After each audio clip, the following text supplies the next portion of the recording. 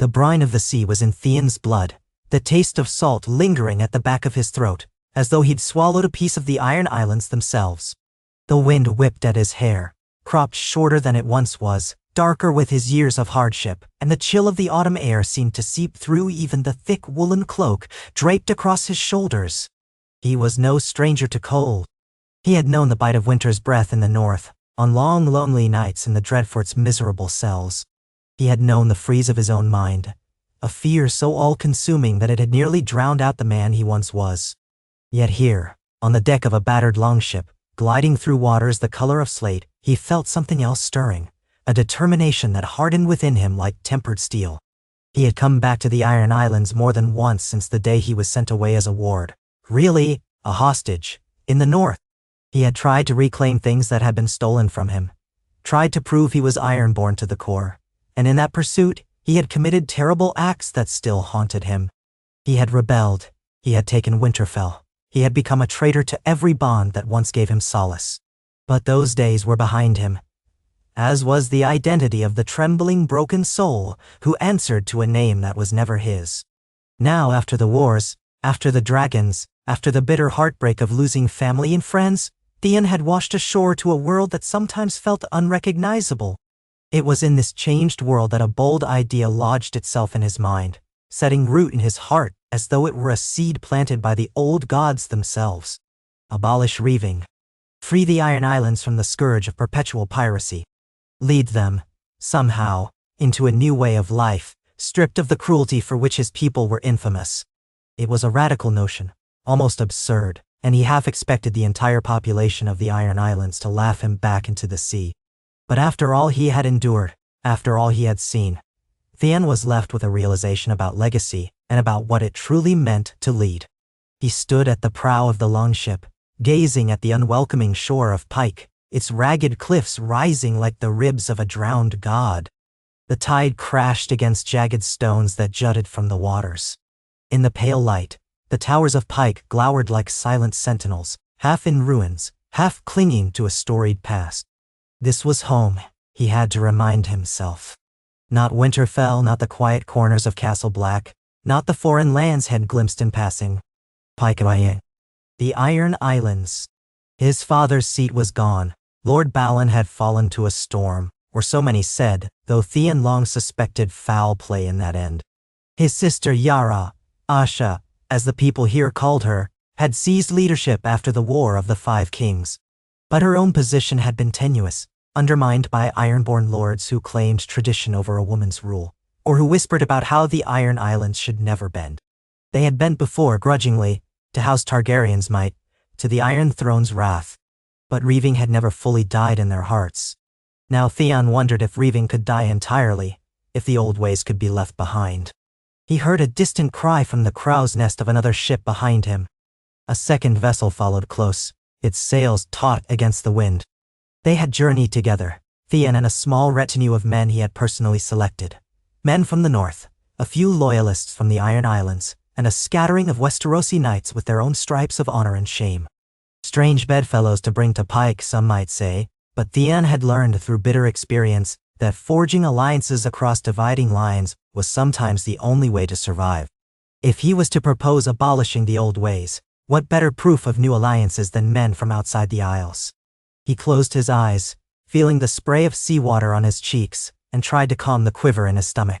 He reminded himself that he was Theon of House Greyjoy, son of Balon, rightful prince of the Iron Islands, a man who had walked through flame, pain, and utter humiliation but somehow found a way to stand tall again. He pictured Yara's face, the scowl she might wear when she realized he intended to push for something so radical. He pictured the hawk-like eyes of the Ironborn captains, men who had spent their lives believing that prowess came at the cost of the weak, that the drowned god demanded the paying of the iron price. He pictured them hurling insults, mocking him as they once did, calling him turncloak or worse. But there were also Ironborn who had grown weary of endless conflict, men and women who had lost too many of their kin in raids and battles against far mightier forces. If Theon could reach them, if he could unite them behind this cause, maybe, just maybe, there was a chance to finally transform the Iron Islands from a bleak realm of salt and rock into a place where its people could have something more than a drowned life and a violent death. The longship ran aground on the stony shore. Thick ropes flew over the side, and the men around Theon leapt onto the rocks, boots crunching on loose gravel. Theon inhaled sharply, letting the scent of brine fill his lungs. 2 men helped pull the vessel in as the sails were lowered. The bitter wind whipped about, stinging eyes and chapping lips. In the distance, a few figures could be seen watching from the causeway that led to Pike's Gate. He stepped off the ship, boots sinking in a swirl of brackish water that receded quickly, leaving clumps of seaweed strewn across the stones. His cloak trailed behind him, weighted down by dampness. The men who accompanied him formed a loose semicircle, gazing toward the battered fortress, waiting for a signal that they could advance. Theon raised his chin. Despite the knot in his throat, he forced confidence into his posture. They trudged up the causeway, the great castle looming ever larger. Sea spray had sculpted and eroded its surfaces for generations, until stone itself seemed half alive, shifting and moaning whenever a particularly strong gust rolled in. The gates groaned open, and Yara stood at the threshold, flanked by a handful of ironborn warriors, her face carved from a mixture of curiosity and wariness. "You're back," she said, voice cutting through the roar of the sea. "I am," Theon answered, meeting her gaze with steel in his eyes. "And I mean to stay. No more running." Yara's eyes flicked to the men behind him. "Good. You've brought friends too, I see. Outsiders by the look of some. The lords will want to know their purpose here." Theon's chest tightened. "They're here to help ensure peace, if we ever find such a thing on these islands." Yara studied him for a moment, then stepped aside, motioning for him and his retinue to enter. Theon walked past her, feeling the old tension that always coiled in his stomach when he was near his sister. They had lost time, lost trust in one another, but at least they were not enemies now. He sensed in her the burdens of command, the weathering of too many years of warfare and politics. She spoke to him in a low tone as they climbed worn steps into the main hall. "You look better than when I last saw you," she said. "I have purpose," Theon replied, scanning the hall with quick, darting glances. He noticed how some sections had collapsed due to storms or neglect, leaving open ceilings through which light and rain must pour. Pike was a testament to the Iron Islands themselves, stubborn, battered, still standing. He felt a grim pang of pride, overshadowed by memory. They came upon a feasting chamber of old, not large by mainland standards, but big enough to host the captains who might gather for a moot. Battered oak tables, benches made smooth by decades of use, and a raised dais at the far end. A handful of torches lit the space, their flames dancing, casting flickers of light on the damp walls.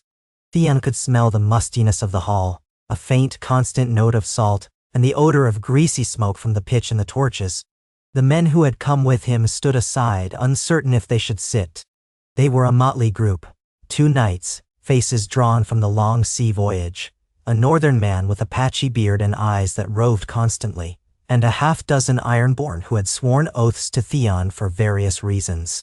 Yara regarded them with a curt nod, then turned her attention back to Theon. "So?" she asked, arching her eyebrows. "You've returned. With peace on your tongue, you said. What do you truly seek?" Theon hesitated, letting the tension build in the silence. He knew that once he said the words out loud, there would be no going back. He also knew that these walls might have ears, that old traditions ran deep, deeper than any real loyalty to him. But he was ready. He clenched his fists and looked Yara in the eye. "I want to bring an end to Reaving," he said, the words shaking slightly as he spoke them. "I want to push the Iron Islands onto a new path, one not soaked in blood and reliant on terror. I want trade, I want alliances. I want our people to be more than just pirates waiting for the next chance to plunder." His sister's eyes flickered. He could see the surprise there, the confusion, and maybe a hint of consideration. She did not immediately scoff or recoil. That was more than Theon had hoped for. "That's big talk," she said slowly. "You know as well as I do how the captains and lords are set in their ways. Some might follow you, yes, but many more will cling to the drowned god's traditions." Theon nodded, swallowing hard. "I know. But I think the time has come. The shape of Westeros has changed, Yara. With dragons in the east, with the might of the north consolidated, With the Lannisters weakened, everything is shifting. If we don't shift with it, we'll find ourselves destroyed. We've always survived by taking from others, but it's only ever led us to ruin in the end. The old way might feel good in the moment, until the moment comes when our men meet an enemy they can't raid and outrun. Ning. Yara exhaled, crossing her arms. You imagine yourself the one to lead this transformation? No, Theon said, surprising himself. I imagine that we lead it together. You're the rightful ruler, chosen by a kingsmoot. You have a claim just as strong as anyone. I want to stand at your side, to champion this cause.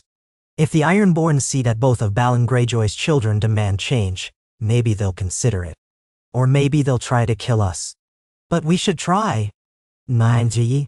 A faint smile tugged at Yara's lips. You think I haven't dreamed of something different? I've considered forging new alliances, of building ships for trade and exploration rather than for reaving. But there's so much to unravel. So many centuries of tradition. The drowned priests will raise a hue and cry. Many loyal to the old way would brand us traitors to our heritage. Nai. Wang. I'm no stranger to the word traitor, Theon replied with a bitter tinge. Let them speak. My hope is that enough Ironborn are tired of feuds, tired of burying kin. We'll never be farmers, that's true. Our isles are stony and bare, but we can fish, we can trade. We can turn to the sea for honest gains, not stolen ones. Not stolen ones. His sister nodded once, a short, firm gesture. Then we'll see who stands with us. For tonight at least we'll rest. In the morning we'll gather the lords. Present your plan. Let them scoff, or curse, or wonder. And then we'll decide what's to be done. Nine call. Theon felt a tension in his chest loosen just a fraction. He was under no illusions. His task would be monumental. But having Yara's tentative agreement, even just to bring it before the captains, was more than he'd hoped for in a first exchange. Night fell across Pike, and Theon found himself in a small chamber once designated for honored guests. It was austere, the bed frame plain, the blanket smelling faintly of brine and mildew. A single narrow window let in a trickle of cold sea air and a glimpse of the moonlight dancing on the waves. He undressed, folding his clothes neatly, pausing to run his fingers over the scars on his body, a map of pains he could never fully forget. His reflection in the basin's water was that of a man older than his years, with lines of sorrow etched into his brow. Yet there was a quiet resolve there as well, something he had never recognized in himself before. He lay on the bed and tried to sleep, but his mind whirled with the images of what awaited him. He pictured the looming figures of lords like Lord Harlaw, Lord Blacktide, Lord Stonehouse, their stern faces unimpressed by any talk of ending the old way. He felt the dread of addressing them, the fear that his voice might fail, that he would shrink under their scorn. But then he remembered why he was doing this. He thought of the villages burned, the families slain, the pointlessness of endless cycles of violence. If there was a chance to end that cycle, maybe his life of mistakes could be redeemed by even a fraction. Eventually, the murmuring of the sea lulled him into a restless slumber. When morning arrived, the sky was a wash of slate gray, clouds moving in from the west, promising a brisk wind that would rattle the towers of Pike. Yara had sent ravens the night before, and now they waited for the lords to gather. For hours, Theon paced in a corridor, his boots clomping on the stones. He overheard snippets of conversation from the Ironborn around him. Some recognized him and nodded curtly. Others eyed him with disdain, remembering all too well his past failings. Once or twice he caught a whisper of Turncloak or Stark's pet. He kept his gaze forward and tried not to let the words sting. Yara passed him at one point, giving him a curt nod to say it was almost time. They convened in the feasting hall, a space that could be made to fit a few dozen individuals, though it felt cramped when so many Ironborn were present with their retinues. The large wooden doors remained open, allowing gusts of sea air to swirl in. Torches lined the walls, and a large brazier in the center glowed with burning coals, providing a welcome warmth against the chill. Lords and captains arrayed themselves around 3 long tables, with Yara seated at the dais on a heavy wooden chair. Theon stood at her right, hands clasped behind his back. His heart thundered in his chest as the assemblage settled. Finally, the hum of conversation dropped. Yara cleared her throat, her voice carrying through the hall with the practiced authority of someone who had commanded men on ships for years. "You all know me, Yara Greyjoy, chosen at the last Kingsmoot to lead us. And you know my brother, Theon Greyjoy. He's returned to the Iron Islands to propose a new path for us. Hear him if you will." Why? A wave of tension flitted through the crowd. Some men muttered under their breath. Others folded their arms, suspicion etched into their features. Theon drew a breath. He scanned their faces, trying to find a friendly eye amidst the sea of skepticism. One or two nodded at him, but most wore blank or harsh expressions. He began, steadying his voice as best he could. "Lords and captains of the Iron Islands, I stand before you not as the boy who left these shores so long ago, nor as the man who returned in folly, but as someone who has traveled far, who has seen war on every coast, who has lost more than I can say. I come to you now because I believe we stand at a turning point. The entire realm has changed. Kings have fallen, dragons have returned. The dead threaten us all, before they waver cast." Several eyes narrowed at him. A knight from his retinue at the back shifted uncomfortably. Theon pressed on, forging through the silent weight of the hall. "Reaving has been our tradition for centuries. We say, we do not sow, and indeed, we do not. But while we've clung to piracy and raids, look at what it has brought us. Ruined castles setting land after land, reliant on terror that fosters more powerful enemies. The Seven Kingdoms are battered but forging alliances. Trade routes will open, armies will rearm. If we continue to strike at them as we always have, they will unite against us, and they will crush us. We do not have the numbers to stand against the might of unified kingdoms. We do not have the farmland or resources to survive a blockade. We face extinction if we continue as we are." "Nay." A scoff came from somewhere in the back. A man with a short, bristly beard spat on the floor. "That's craven talk," he growled.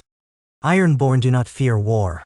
Another voice chimed in. "Aye, we earned what we took with blood and iron. That's our way." Theon's heart hammered, but he refused to falter. "Your courage is not in question. I know the Ironborn are fearless in battle, but that fearlessness has cost us dearly. You speak of tradition, but times change. If we cling to it blindly, we'll be dust on the pages of history, a footnote that the mainlanders laugh at. I propose a new course. We have ships that can traverse not just these coasts, but the Sunset Sea and beyond. Why not turn them toward trading ventures? Why not build alliances with lords who will pay us for safe passage, or for carrying goods? We can fish these waters. We can bolster our livelihood in honest ways, at least as honest as any in Westeros. We can keep our pride, keep our seamanship, yet abandon the bloody cycle that leaves us starved for respect we never truly gain." The bristly bearded man took a step forward, his boots thudding on the stone. "I have no interest in begging for scraps from mainlanders, Theon Greyjoy." "It's not begging," Theon retorted, surprising himself with the fervor in his voice. "Trade is an exchange. It's profit. It's an opportunity to bring wealth and stability to our shores. Imagine never having to rely on plunder again. Imagine building shipyards that rival old towns or King's Landings. Ironborn craftsmanship is superb. Our crafters can create sails, rope, hulls that last for decades. We can sell them. We can become more than just raiders." A short seagull of a silence fell. Then Lord Harlaw, a lean man with a noble bearing, stood. He tapped his knuckles on the table in a thoughtful gesture. "My nephew speaks words of caution. Perhaps we should consider them. These wars have drained the Isles of many men. Our numbers are not what they were. If we continue to reave, we risk drawing the wrath of all the mainland if, indeed, they unite again." Sigh. Lord Blacktide, a gaunt figure with a tarnished sigil pinned to his doublet, looked unconvinced. "Even if we wanted to change, what makes you think the rest of Westeros will welcome us with open arms after centuries of pillaging their shores? Why would they trust any treaty with the Ironborn?" Theon nodded, acknowledging the valid point. "They might not trust us at first, but trust is built. If we vow to end reaving, if we stay away from their shores in peace, if we begin to offer honest trade deals, eventually, that suspicion might wane. When I was a ward in the north, I learned that the northern lords value honesty and proven loyalty. If we show them we're serious, many might be willing to give us a chance, especially if we're bringing goods to their ports. No. A rumble of discontent spread through some of the captains. Another voice, a woman with braided hair coiled around her neck, Lady Saltcliffe perhaps, spoke. So, you suggest we just forsake the drowned god's commandments? What of paying the iron price? What of the glory in taking what is ours by strength? No, man. Theon had anticipated the question about the drowned god. He felt a pang of apprehension. Religion was often the most immovable obstacle. Glory is in the eye of the victor, but it can quickly turn to sorrow for the defeated. And how often have we been defeated, forced to yield, or watch our father's generation cut down? As for the drowned god, is it not possible that the drowned god merely wants us to thrive by the sea? We can still live by the sea. We can fish, trade, sail. We can remain the undisputed masters of the western coasts without burning villages to ash. Nah. A hush followed his words. Theon knew it would be a while before anyone of the faith changed their stance. But if he could plant the seeds of doubt, if he could stir in them the idea that survival and prosperity might matter as much as tradition, then perhaps there was a chance. Yara stood from her chair, letting her gaze pass over the assembled crowd. My brother and I have returned to the Isles with this proposal. I stand with him. The Iron Islands must find a new path. If we remain set on the old ways, we risk total annihilation in the wars to come. The rest of Westeros is reeling from the recent chaos, but that will not last. They'll recover, unify, and surpass us, as they always do. We have a chance to forge something different, for our children, and our children's children. Nos. A storm of muttering rose. Theon and Yara stepped back as the lords began to discuss among themselves. Some were furious, raising voices about how the Greyjoy siblings dared to disrespect the old way. Others seemed thoughtful, or cautious, or simply uncertain. It would not be resolved in a single meeting. Theon understood that. But at least they had spoken their piece. Eventually, the council ended with a promise to reconvene within a fortnight. In the meantime, the lords would talk with their captains and advisors, weigh the advantages or disadvantages of a new direction. It was no guarantee, but it wasn't an outright rejection either. As the Ironborn filtered out, Theon felt a trembling in his hands that he tried to hide. Yara put a hand on his shoulder. You did well, she said quietly. Better than I expected. He almost laughed. Is that your way of saying thanks? It's my way of saying I'm impressed you had the guts to speak so plainly, Yara said. Many would have cowered after seeing those stares. I wanted to cower, Theon admitted, swallowing. But I couldn't. There's too much at stake. She gave him a look he interpreted as affectionate. Perhaps they were beginning to mend the splintered bond that once tied them as children playing in the stone halls of Pike. In that small moment, Theon felt a flicker of hope that maybe all was not lost. Maybe with patience and perseverance, they could shift the course of an entire people. The fortnight that followed was fraught with tension. Some lords departed Pike immediately, returning to their seats to brood or to hold private gatherings with their bannermen. Others lingered, meeting with Theon and Yara behind closed doors to probe further. Could they be assured that the mainland would not see them as ripe for the picking if they abandoned Reaving? Could they find commerce that would make up for lost plunder? Theon answered as best he could, drawing on his experiences from the north, from the few markets he'd seen in White Harbor, from the stories he'd heard of Braavos and beyond. He convinced them that building ties overseas might also be possible, that the Iron Islands could become a hub of shipping and whaling, forging unique exports that would be valued in distant ports. Resistance, though, was fierce among certain factions. An undercurrent of hostility pooled, swirling in whispered corners. Theon could feel eyes on him at every turn, sense watchers in the gloom of corridors, tracking his movements. More than once, a threat scrawled on a scrap of parchment appeared in his chamber. The drowned god will take your soul, read one. Another threatened to toss Theon into the sea for betraying his heritage. He tried to steel himself against these intimidations, but he would wake in the night, heart pounding, hearing the clang of some ghostly memory. Yara insisted on doubling the guard around Theon's room, and around the areas in Pike where the newcomers lodged. She herself often wore a throwing axe strapped to her side in case hostilities spilled into open violence. Tensions were high. Everyone sensed that if Theon and Yara pressed too hard, the powder keg might ignite. Yet there were glimpses of support too. A few younger captains, men and women who had grown up amid unrelenting conflict, expressed quiet interest in forging a different future. They craved prestige, but recognized that endless battles only tore down what little they had. Some older lords, worn by too many wars, saw sense in the argument that the Isles could not survive much longer on pillage alone. The possibility of stable wealth, of becoming a maritime power respected for something beyond raiding, intrigued them. One day, as Theon stood on the walls of Pike, watching the horizon fade into silver mist, Lord Harlaw approached him. The man's cloak snapped in the wind, the crest of House Harlaw embroidered on his surcoat. His face was lean, with keen eyes that spoke of an incisive mind. Theon had known him from childhood, though not well. "My lord," Theon said, giving a short bow of respect. Lord Harlaw inclined his head. "Theon, I've heard from some of the lords who might be open to an official arrangement with the mainland, possibly even establishing trade with the North or the Reach. But they worry about the blowback from more conservative elements. They worry that if they stand with you openly, they'll be the first targets of reavers who want to keep the old ways." Theon nodded. "It's a valid concern. We'll need to ensure we can protect them. That means we must also ensure that the new ways have some teeth. If we can raise a fleet devoted not to raiding but to protection, if we can promise that the Greyjoy family stands behind them with arms, should the old guard attack, maybe that would make them less fearful." "Oh nah." Harlaw's lips curved into a faint approving smile. "You speak with cunning, Theon. One might think you learned a trick or two among the mainlanders." Theon looked out at the waves. "I learned only that alliances are what keep a house alive. I learned it the hard way." "Yes," Harlaw said softly.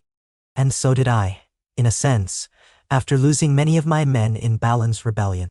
I have never fully supported returning to open reaving. But I do respect the traditions that shaped us. If there were a way to honor them without condemning our future, I'd be glad to see it." Theon considered that. "We can still hold to the spirit of the Ironborn. Our seamanship, our boldness, our resilience. But let's not bury ourselves in a past that no longer serves. If you stand with me and Yara at the next gathering, it might encourage others to do the same." Harlaw turned his gaze to Theon. "I may do so, but you must be prepared for fierce opposition. They won't just fold after a speech or two. Ironborn have salt and iron in our hearts. They'll want a show of strength, or at least a demonstration that you're not simply making us all vulnerable to the kingdoms we've spurned for so long." "And a show of strength." Theon let those words sink in. A memory floated to the surface, how his father had tried to show strength by attacking the North, how that had ended so disastrously. But perhaps there was another way. "There might be a way," Theon said slowly. "Some lords have been openly raiding the northern coasts again, small raids, but that's the sort of thing that will eventually spark retribution. If we put a stop to those ourselves, that might prove we can uphold peace as well as we once upheld war." Harlaw's eyes gleamed. "An interesting thought. You'd go against Ironborn captains, forcibly stopping their reaving. That would indeed be a statement." "It might bring a war of our own," Theon acknowledged, feeling a chill that had nothing to do with the sea breeze. "But I'm prepared for that if it means we can show we're serious. Will you support me, if it comes to that?" "Oui." Lord Harlaw regarded him with a measured gaze. "I will, Theon Greyjoy. If you commit to this path wholeheartedly, I will stand behind you and your sister. I have grown weary of watching the Isles bleed themselves for nothing." They parted ways, but Theon felt a flicker of something close to pride. Lord Harlaw was not the only one to express cautious interest. Over the following days, Theon and Yara managed to piece together a small coalition of lords who were at least willing to entertain the idea of an Iron Islands free from reaving. They were realists who saw that trade could bring as much or more coin than raiding. They saw that forging alliances might end the cycle of retaliation that had plagued them for centuries. And so, the seeds of change began to germinate, though they did so in a field full of rocks and weeds, where storms threatened to uproot everything. Word came from a fisherman one night that a band of Ironborn raiders was preparing to launch from the island of Great Wyke, set on striking a northern fishing village for supplies before winter. The fisherman, a wiry old man missing 3 fingers, had overheard the plan when some reavers bragged of it in a dockside tavern. They were led by a captain named Kells Pike, a staunch traditionalist who spat at the mere mention of new ways. Theon wasted no time. He brought the news to Yara, and she agreed. This was their chance to demonstrate that the Greyjoy name could be the shield for those threatened by lawless Reaving. She mustered a small flotilla of loyal ships. Lord Harlow contributed 1, Lord Stonehouse another. In total, they had 7 ships. Not many, but enough to track down Pike's band if luck was with them. They set sail under cloudy skies, a cold drizzle beating on the rails. Theon stood on the deck of the flagship with Yara, his heart pounding a cocktail of fear and resolve. He recalled the last time he'd sought to put an end to something on these seas. Memories of botched raids, of humiliations, of a longing to be recognized by a father who'd only ever seen him as a pawn. Those days were gone. Now he sought to defend, not to pillage. He wore armor that bore the Kraken of House Greyjoy in black and gold, but the sigil felt different on his chest. He was not the boy who had run to prove himself. He was a man who stood for something greater than himself. The flotilla found Captain Pike's ships under the cover of darkness, anchored off a rocky spur near Great Wick. Torchlight glimmered on the water, revealing perhaps 4 or 5 vessels. Theon prayed that the rough weather would keep them from sailing early. Quietly, Yara's ship circled the cove, sails lowered, rowing in. A hush lay over the men, every oar stroke measured, no one daring to speak above a whisper. When they drew close enough, Yara raised a hand. Signal flags were lifted, torches flashed. Theon's men jumped into rowboats, pulling for the reavers' ships. The plan was to board them and force them to stand down before they could set sail. Theon himself was in the lead boat, sword at his side, the sea's chill biting through his leather gloves. They reached the first reaver ship, a lean longship with a prow carved like a serpent's head. Theon and a handful of his men clambered aboard. The deck was deserted but for 2 watchmen who were quickly overpowered. Shouts rang out as a few more men emerged from below. Theon raised his blade, adopting a stance that felt strangely natural despite his many aches and scars.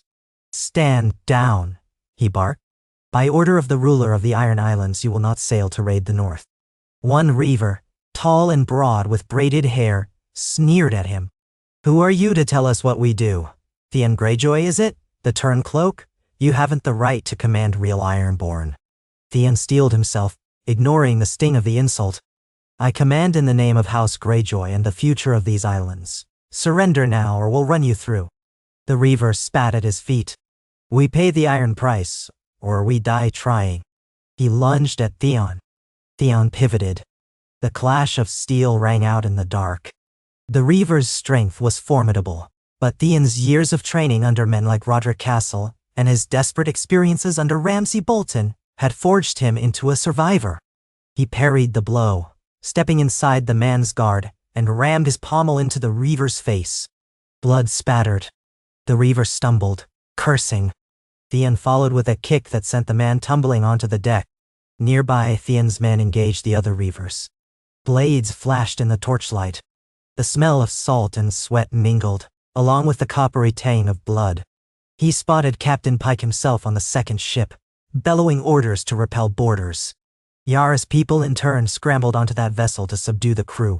Theon pressed a knee into the fallen reaver's chest, sword tip at his throat. "Yield," he demanded. The man glared with fury and spittle at the corner of his mouth, but he recognized that he was beaten. Slowly he went still. "I yield." Shouting across the narrow gap between the 2 ships, Theon called for someone to throw a plank so he could cross. As soon as it was laid, he rushed over to join the fight against Pike and his men. Yara was there already, blocking a savage slash from Pike's cutlass. She grimaced, her muscles straining. Pike was barrel-chested, built like a boulder, and his face was contorted with rage. "You Greyjoy filth!" Pike roared. "I'll string you up for betraying the old ways." Yara dodged another swipe, but Pike hammered her with his elbow. She staggered back.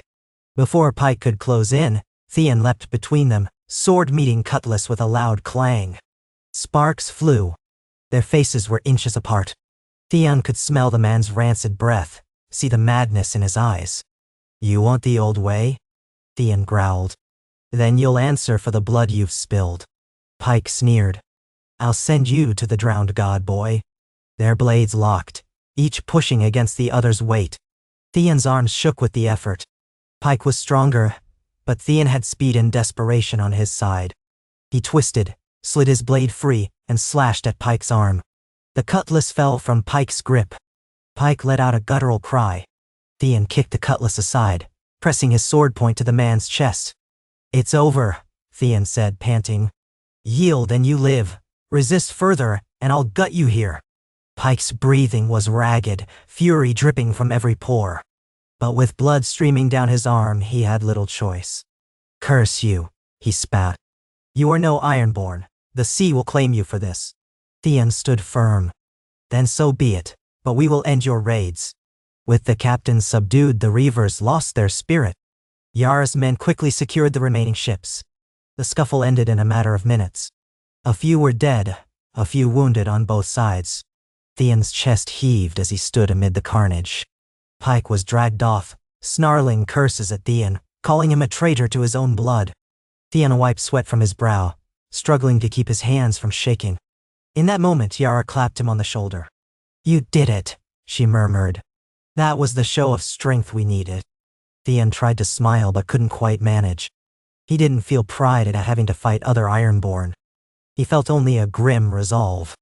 The old ways would not go quietly, but he had stared them in the face and not flinched. That had to count for something. Word spread like wildfire through the Isles. The Greyjoy siblings had forcibly stopped a raid. They had defied the old way openly, proving with steel that they were willing to enforce the new doctrine. Some of the more moderate lords took it as a sign that Theon and Yara were serious, that they would not simply talk about abolishing Reaving but truly enact it. Those sitting on the fence began to tilt towards supporting the new vision for the Iron Islands.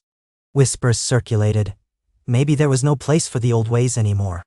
Maybe these siblings really would transform their people. But just as support for Theon's cause grew, so too did the fury among the die-hard traditionalists. Drowned men preached in hushed ceremonies along the rocky shores, cursing Theon and Yara as abominations to the drowned god. Some called for a new Kingsmoot to depose the siblings, if only enough captains could be rallied. Others spoke of assassinating Theon. Threats loomed large, a tension that crackled like a gathering storm over the islands. Yara convened another meeting in Pike's Hall, inviting all lords and captains who would come.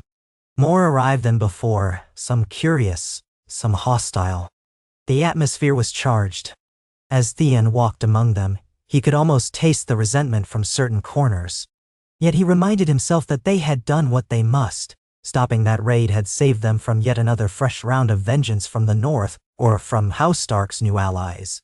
If reason and self-preservation did not sway the Ironborn, perhaps open force would. Once all were gathered, Yara addressed them with her usual blunt directness. Our enemies are not each other. Our enemy is stagnation, an unwillingness to see that the world is changing around us. Captain Pike plotted a raid that would have reignited a war we are ill-prepared to fight. My brother and I put a stop to it. Some of you think that's an outrage. I say it's the first step toward ensuring our survival and prosperity. I say it's the first step toward ensuring our survival and prosperity. An older captain, face burned by years of sun and salt, stood up. What prosperity, Greyjoy? You speak of trade, but where are our partners? You speak of forging new alliances, but the world despises us. Theon stepped forward. We can change that, but it will take time. Already some of the northern lords have received word that we took down those Reavers. If we show them more gestures of good faith, safe passage through our waters, perhaps, or an agreement that will not land men on their shores, perhaps, or an agreement that will not land men on their shores. The old captain scowled. Negotiations. Huh. Nay. Lord Harlaw stood as well, clearing his throat. I've begun sending messages. We aim to set up a meeting with certain houses in the north to discuss terms. A prospective trade in fish, salted goods, ship repairs, perhaps even escorting merchant vessels safely around the western coast. Many things can be arranged if we are not simultaneously burning their villages. Many things can be arranged if we are not simultaneously burning their villages. A wave of uneasy laughter broke the tension somewhat. It was a grim, resigned laughter, but Theon felt at least a flicker of relief that not everyone regarded the plan as madness. A new voice rang out. "And if the drowned men declare you an affront to the god?" It was a younger captain, with a shock of white hair. "Will you banish them too? Will you rid us of our faith altogether?" Theon forced a measured tone. "I do not wish to banish the drowned men or any faith. But if they call for armed rebellion to preserve the glory of Reaving, then yes, we will move against them. We do not aim to oppress people for worshipping as they please, only to end the practice of plundering our neighbors. If the drowned men only wish for men to be consecrated in the sea, so be it. But the moment they incite violence, we'll act." Nah. That caused a surge of murmurs. Some looked ready to argue, but Theon continued. "Some among you already know that a new war would crush us. We have a chance to spare ourselves that fate. We have a chance to stand proud in a different way. If you oppose us, if you continue Reaving, know that we will respond with the same determination we showed to Captain Pike." That statement hovered in the air like a challenge. For several moments, silence reigned. Theon could feel his pulse in his ears. Yara's posture was rigid beside him. They had laid down an ultimatum. The Iron Islands would change, or they would break themselves trying to preserve the old ways. Finally, one by one, lords and captains voiced their positions. Some pledged their support. Others remained noncommittal, at least not publicly. A few, older and more devout, walked out in protest. But it was clear to everyone that a shift was underway, that the Greyjoy siblings were willing to see it through by force if necessary. In the weeks that followed, Theon and Yara worked tirelessly to set up the beginnings of an administrative framework for this new Iron Islands. They needed to figure out how to direct resources toward fishing fleets, how to gather crafters who could build merchant ships, how to negotiate with other lords for trade. They drafted letters to various houses on the mainland, some in the north, some beyond, explaining that raids would cease, that the Iron Islands were open to establishing peaceful commerce. In these letters, Theon used all the knowledge he'd gleaned from his time in the north, referencing possible trade routes, goods, and mutual benefits. They also placed watchers along certain coasts to ensure that no rogue captains tried to slip away to Reave. A few attempts were made, quickly subdued by the watchers.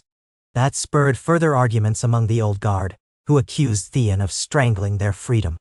Theon responded that real freedom was not the ability to pillage the defenseless, but to build a future unchained from the vengeance of mightier foes. All the while, undercurrents of resistance continued to swirl. Whispered conspiracies snaked through taverns and docksides. Theon's retinue discovered that at least 2 minor captains plotted to assassinate him. They were apprehended and imprisoned in Pike's dismal cells. Yara recommended swift justice, but Theon stayed her hand, remembering all too well the bitterness that vengeance bred.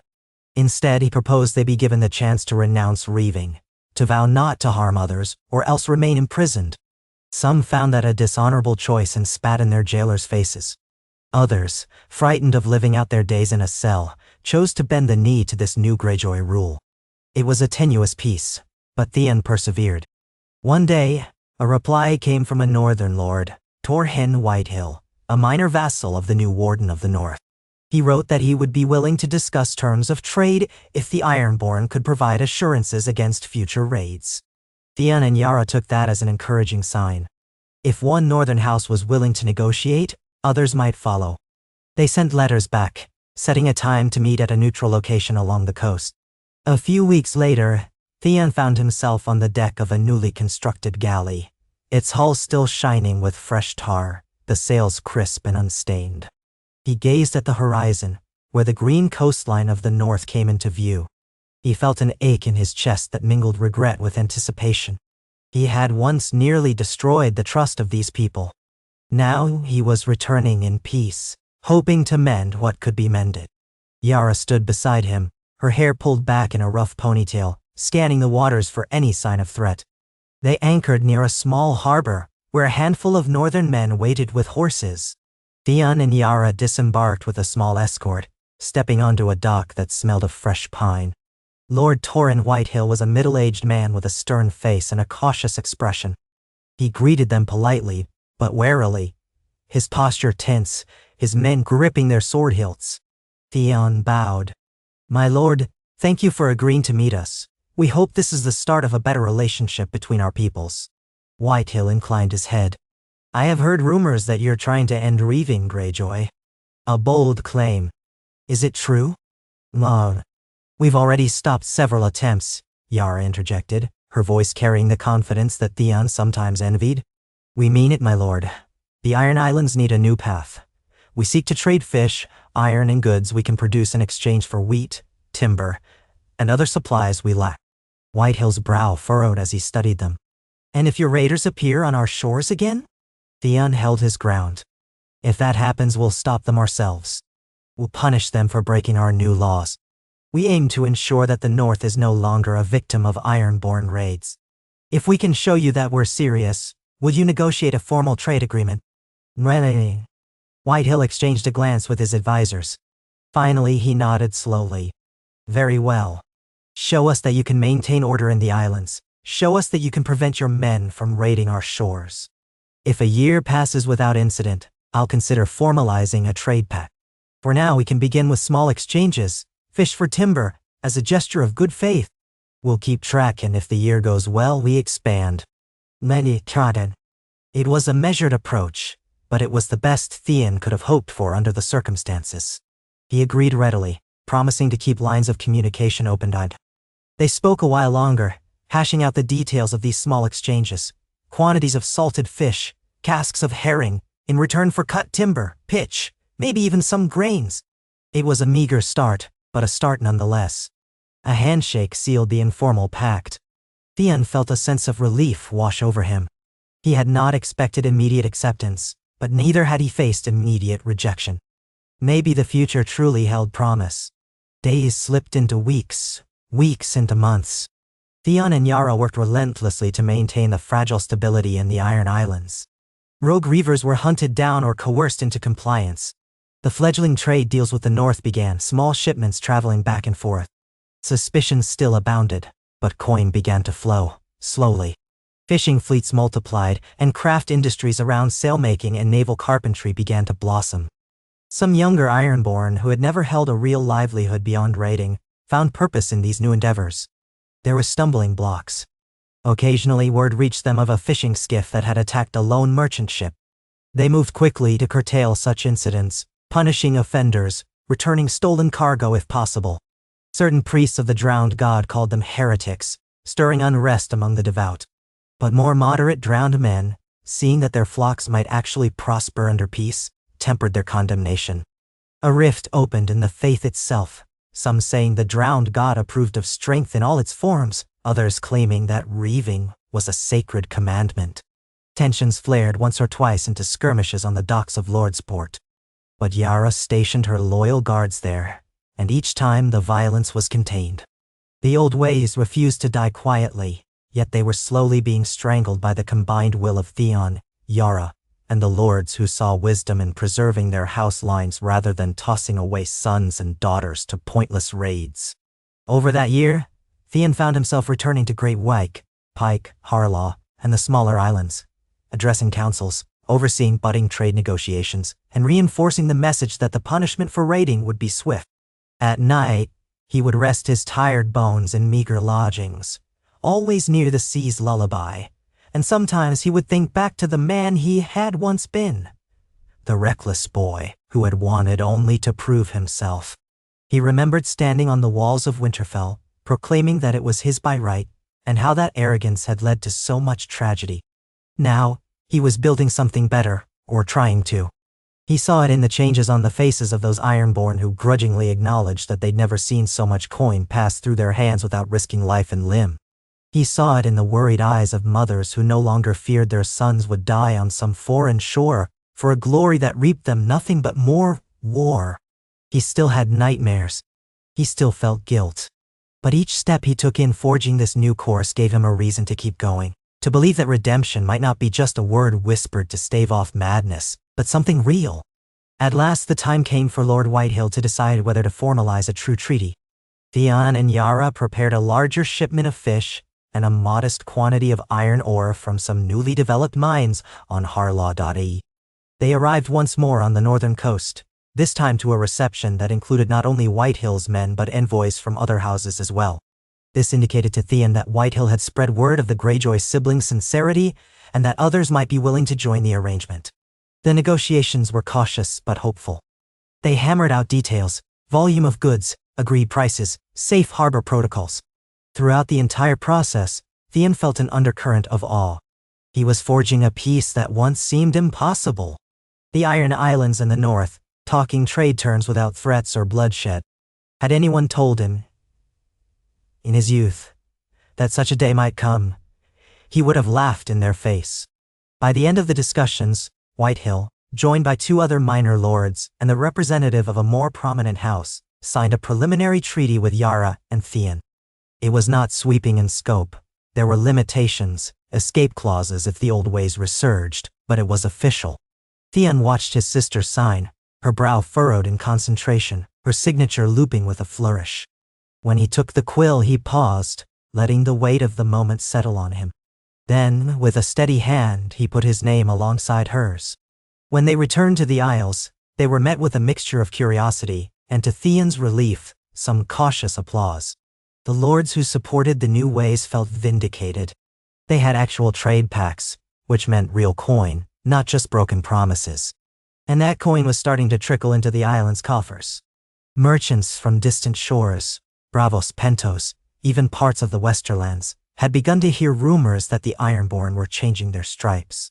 Perhaps they had once looted the seas, but if they were now offering ship repairs and newly constructed vessels, that might be worth exploring.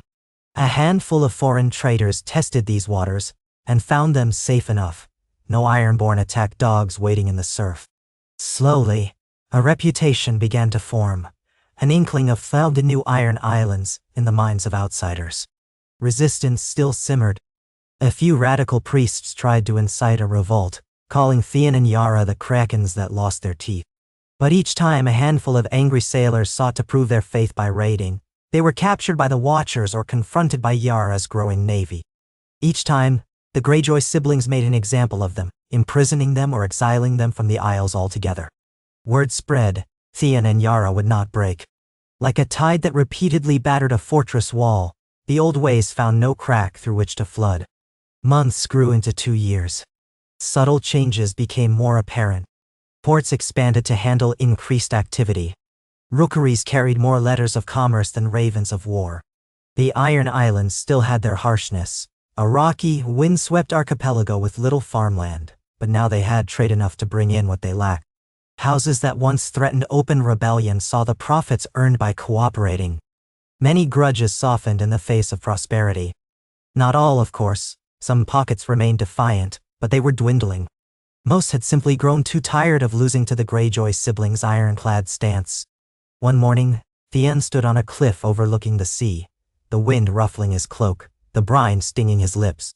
He watched as a small merchant vessel sailed away from Lordsport, heading for White Harbor. Once he might have ridden on such a ship as a conqueror or captive. Now, he oversaw it as an ally. Yara approached him from behind, the crunch of gravel announcing her arrival. "Word just came in," she said. "A group of Bravosi traders wants to contract us to escort their galleys through the Sunset Sea toward Lannisport D. They're worried about pirates near the shields." She gave him a wry grin. I almost laughed at the irony of Bravos asking the Ironborn to protect them from pirates. But times have changed, haven't they? Theon smirked, feeling a warmth in his chest. "They have indeed. It's good coin, I imagine?" "Oh, quite," Yara said, stepping to the edge, her gaze sweeping over the same horizon. "They'll pay in gold dragons, a sum that, if the negotiations go right, might be enough to repair half of Pike's battered towers. Then, we should do it." Theon paused, letting the moment stretch. "I never would have imagined this, Yara. Us standing here, forging deals with Bravos, being, well, defenders in a sense." She tilted her head, studying him.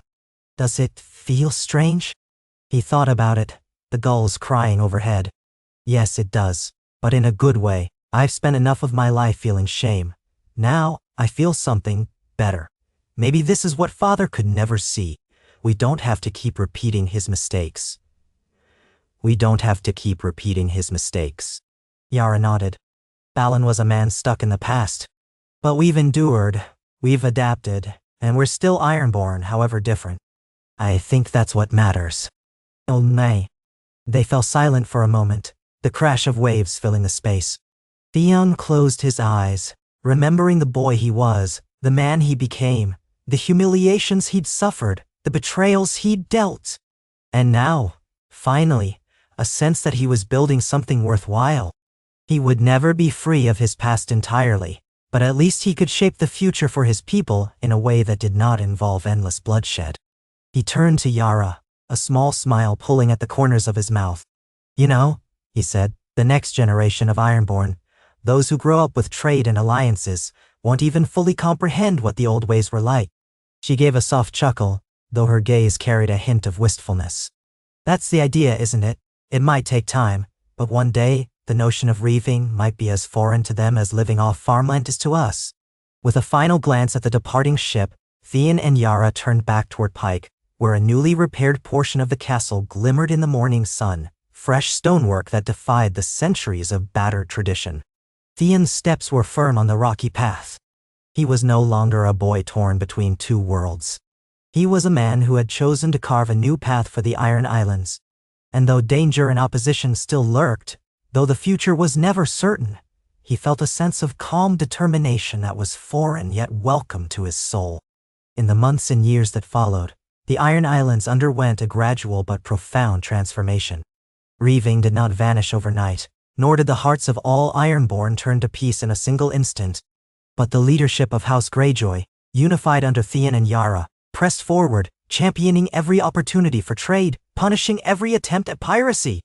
The synergy of forging alliances, especially with certain northern lords, solidified a regional economy that offered the Ironborn more stable prosperity than they had known in decades.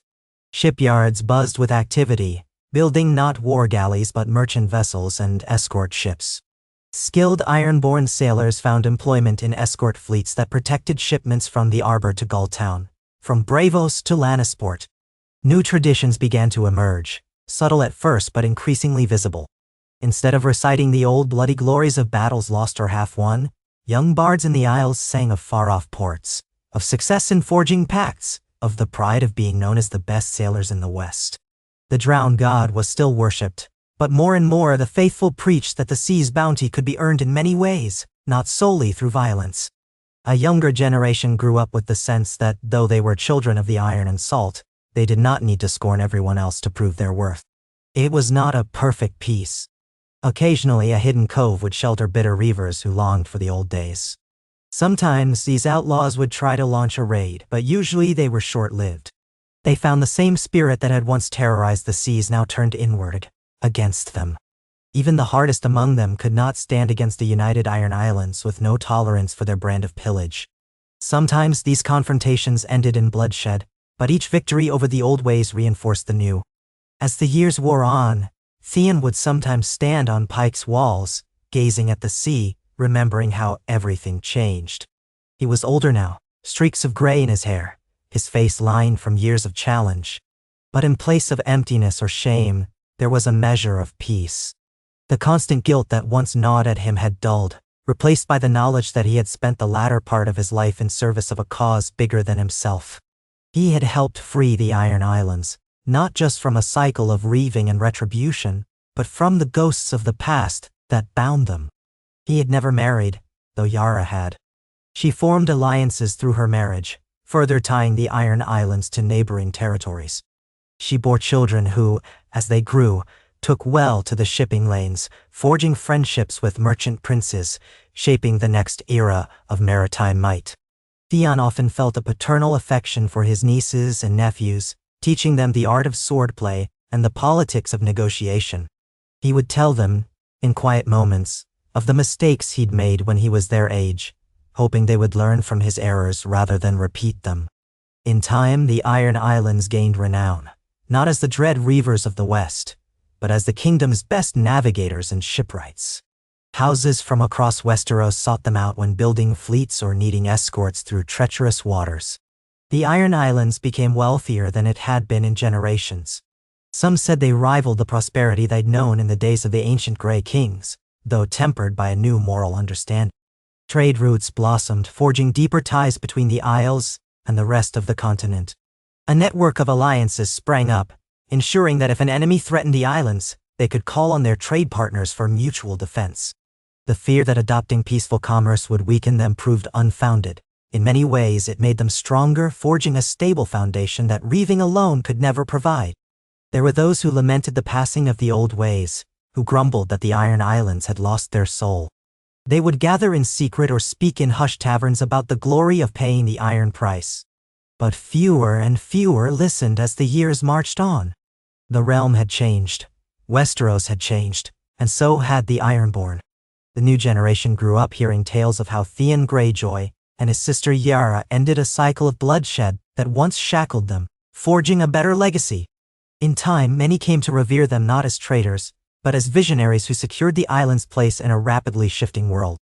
And so, if one were to look back from afar, to the vantage point of some historian in a future era, they might see a peculiar truth in the arc of Theon's life. Taken as a hostage to the north, he learned a different sort of honor. Returning as a rebellious son, he tried to prove himself with ill-fated raids, only to find ruin. Broken and then rebuilt, he returned again, forging a path no one expected, not even himself. Theon Greyjoy, the boy who was torn in two, managed to unite the Iron Islands under a cause that had once been unthinkable, the abolition of Reaving. And in doing so, he found a sliver of redemption in a world that had rarely been kind. He did not forget his sins, nor did he ask others to forget them. But he worked tirelessly to ensure the Ironborn would not perpetuate those sins, that the next generation would have something greater than the ashes of the old ways to cling to. In that sense, Theon Greyjoy, battered by storms of his own making and by forces beyond his control, became the unlikely harbinger of a peaceful sea lane in a realm that had so often known only war.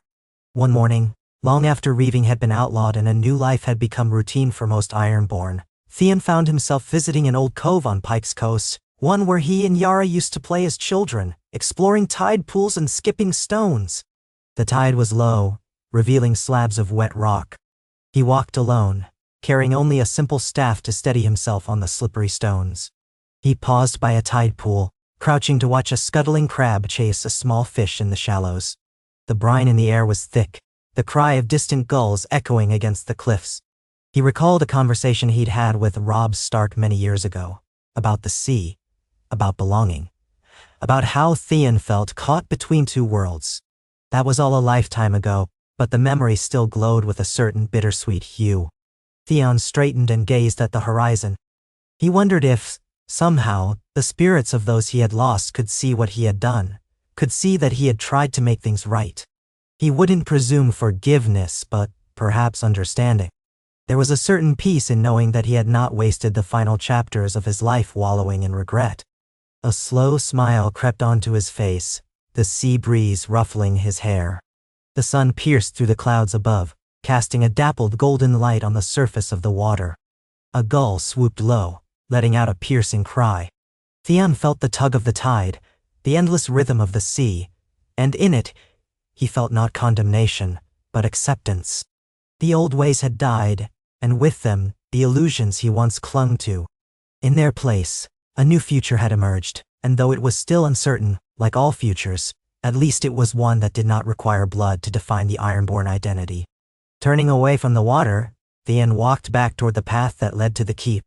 Each step echoed with the memory of everything he had endured, yet each step also carried the promise of what lay ahead. He was Theon Greyjoy, once lost, now found.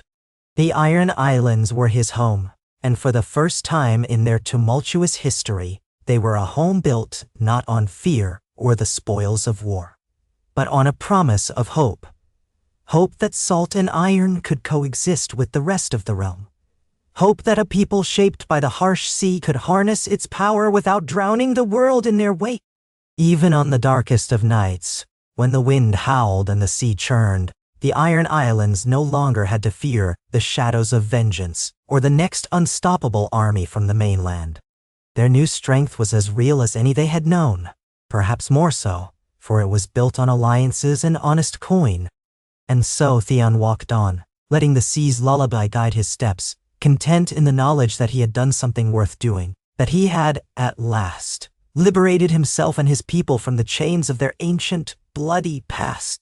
In the years that followed Theon Greyjoy's quiet reflection by the cove, the tides of change continued to reshape the Iron Islands in ways no one would have dared imagine even a decade before.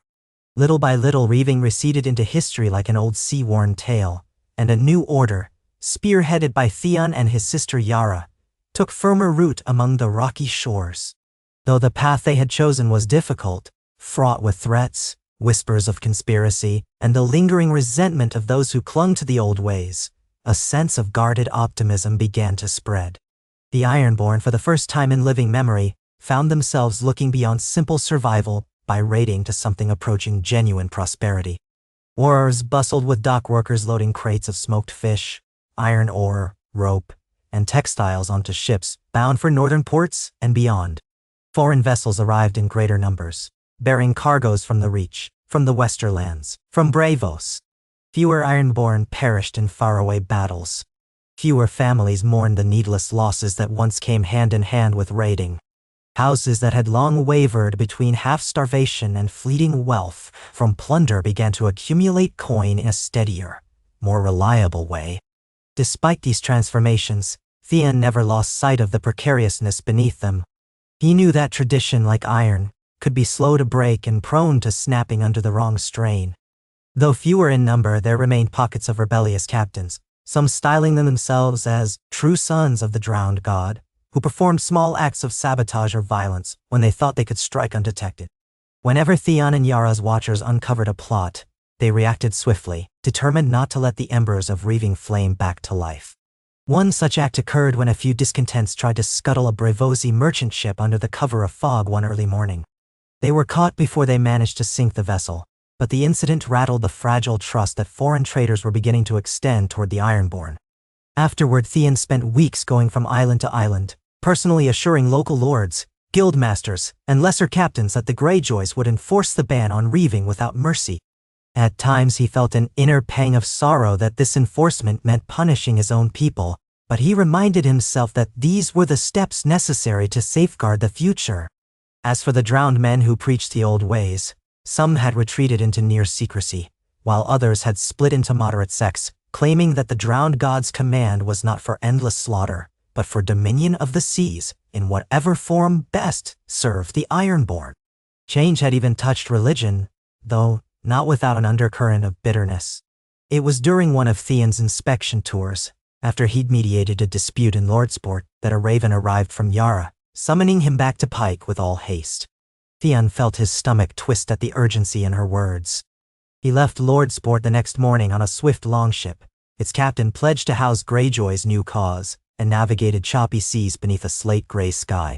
By the time he arrived at Pike's worn, barnacle-strewn docks, his cloak was drenched by wind-whipped spray, and the taste of salt clung to his lips like a perpetual reminder of where he belonged. Yara met him inside the castle's outer gate, her expression grave. She hadn't aged so much as hardened further. The lines around her eyes hinted at both command and worry, and she carried herself with the same unwavering confidence he had always admired. He could see the tension in her posture, though. "What's happened?" Theon asked, stripping off his damp gloves as she led him through the courtyard. Her voice was low, urgent. "We've had disturbing reports from the west. A group calling themselves the Shadow Reavers has emerged on Great Wick. They're not just old-timers longing for the past. They've organized, and they've been making threats against any who trade with the mainland. Several small trading ships have vanished in the last month, and it appears these bastards might be behind it." "Nice." Theon's jaw tightened. "Have we confirmed their location?" Yara shook her head. "Not exactly. The reports are scattered, but rumor has it they're holed up somewhere in the rocky inlets along the southwestern cliffs. It's a labyrinth of coves, gullies, and sea caves, perfect for hiding. We've tried sending watchers, but it's dangerous terrain, and so far no one's come back with solid information. What we do know is that this group numbers more than a handful of lone captains. It could be dozens, maybe more." "Now sterile." Theon exhaled. Even as the Iron Islands grew more prosperous under the new order, these pockets of armed malcontents were becoming bolder in their defiance. "Do they have any known leader?" She nodded. "A man named Wendrick Harlaw, distant cousin of Lord Harlaw, but, apparently, with a fierce grudge against the changes we've enacted. He served in a few Reaving campaigns under our father when he was younger.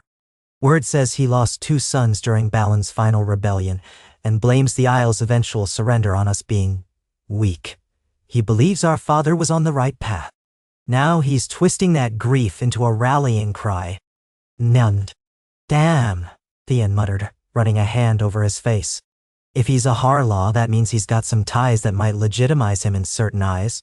That's exactly the problem, Yara said, her tone grim. We can't let this spread.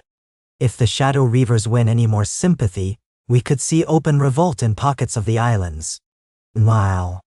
So we should move quickly, Theon answered. Root them out before they organize further. That evening, they convened a council in Pike's Great Hall, summoning their closest allies among the Ironborn lords.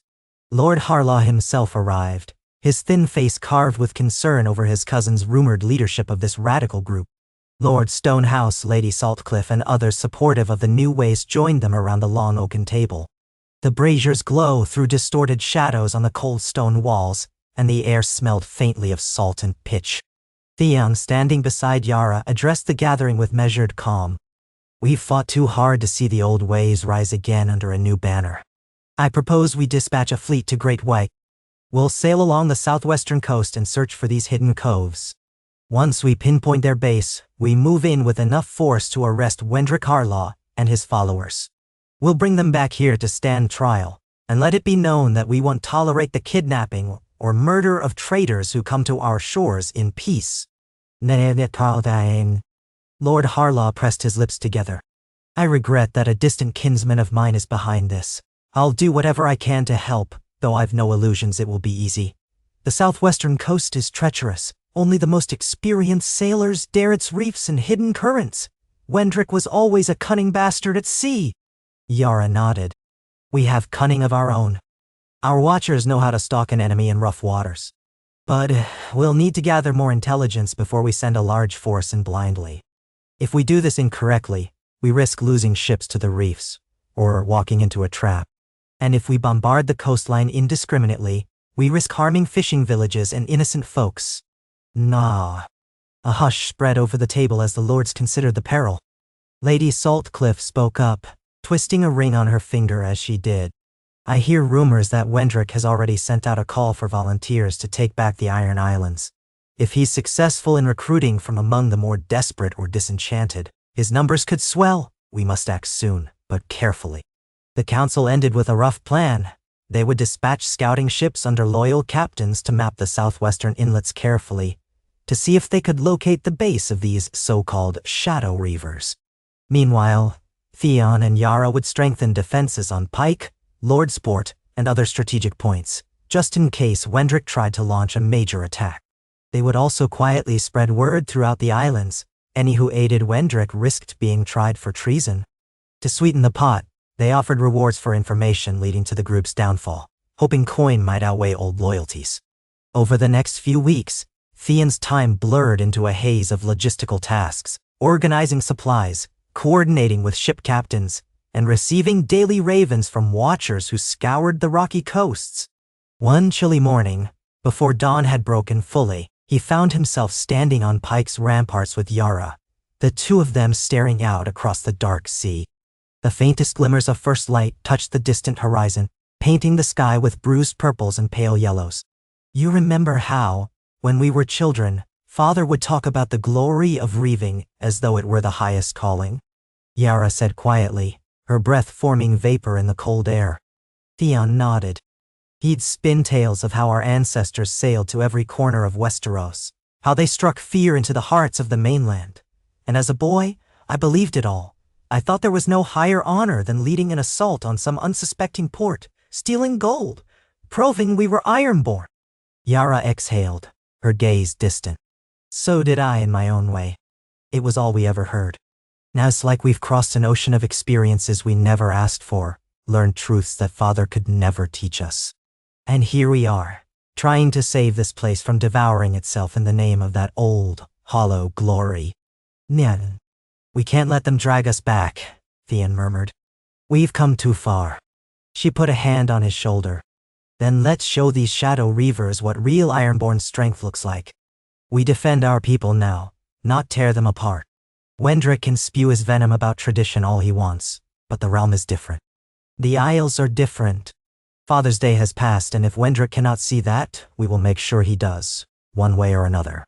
By the following fortnight, Theon had enough information from the scout ships to attempt a mission. Their watchers had identified a hidden inlet along the southwestern coast of Great Wyke, ringed by jagged reefs, with a narrow channel permitting ships to pass at high tide. Smoke had been seen curling from within the rocky crags at dawn, and the watchers spied a small but well-guarded encampment that matched rumors of Wendrick's presence. The cove was flanked by steep cliffs, dotted with crevices and small caves where boats could be concealed. The plan was daring. A squadron of swift, lightly manned ships would slip through the inlet at high tide, approach under cover of night, and disembark a strike force on the rocky shore. This force would then move inland to corner Wendrick's camp. Meanwhile, another group would block off escape by posting archers atop the cliffs, forcing any fleeing Reavers to surrender or risk being shot in the water. It was complex and dangerous, precisely the kind of operation that could go catastrophically wrong if the timing was off or the enemy was more prepared than expected. Theon insisted on leading the strike force himself.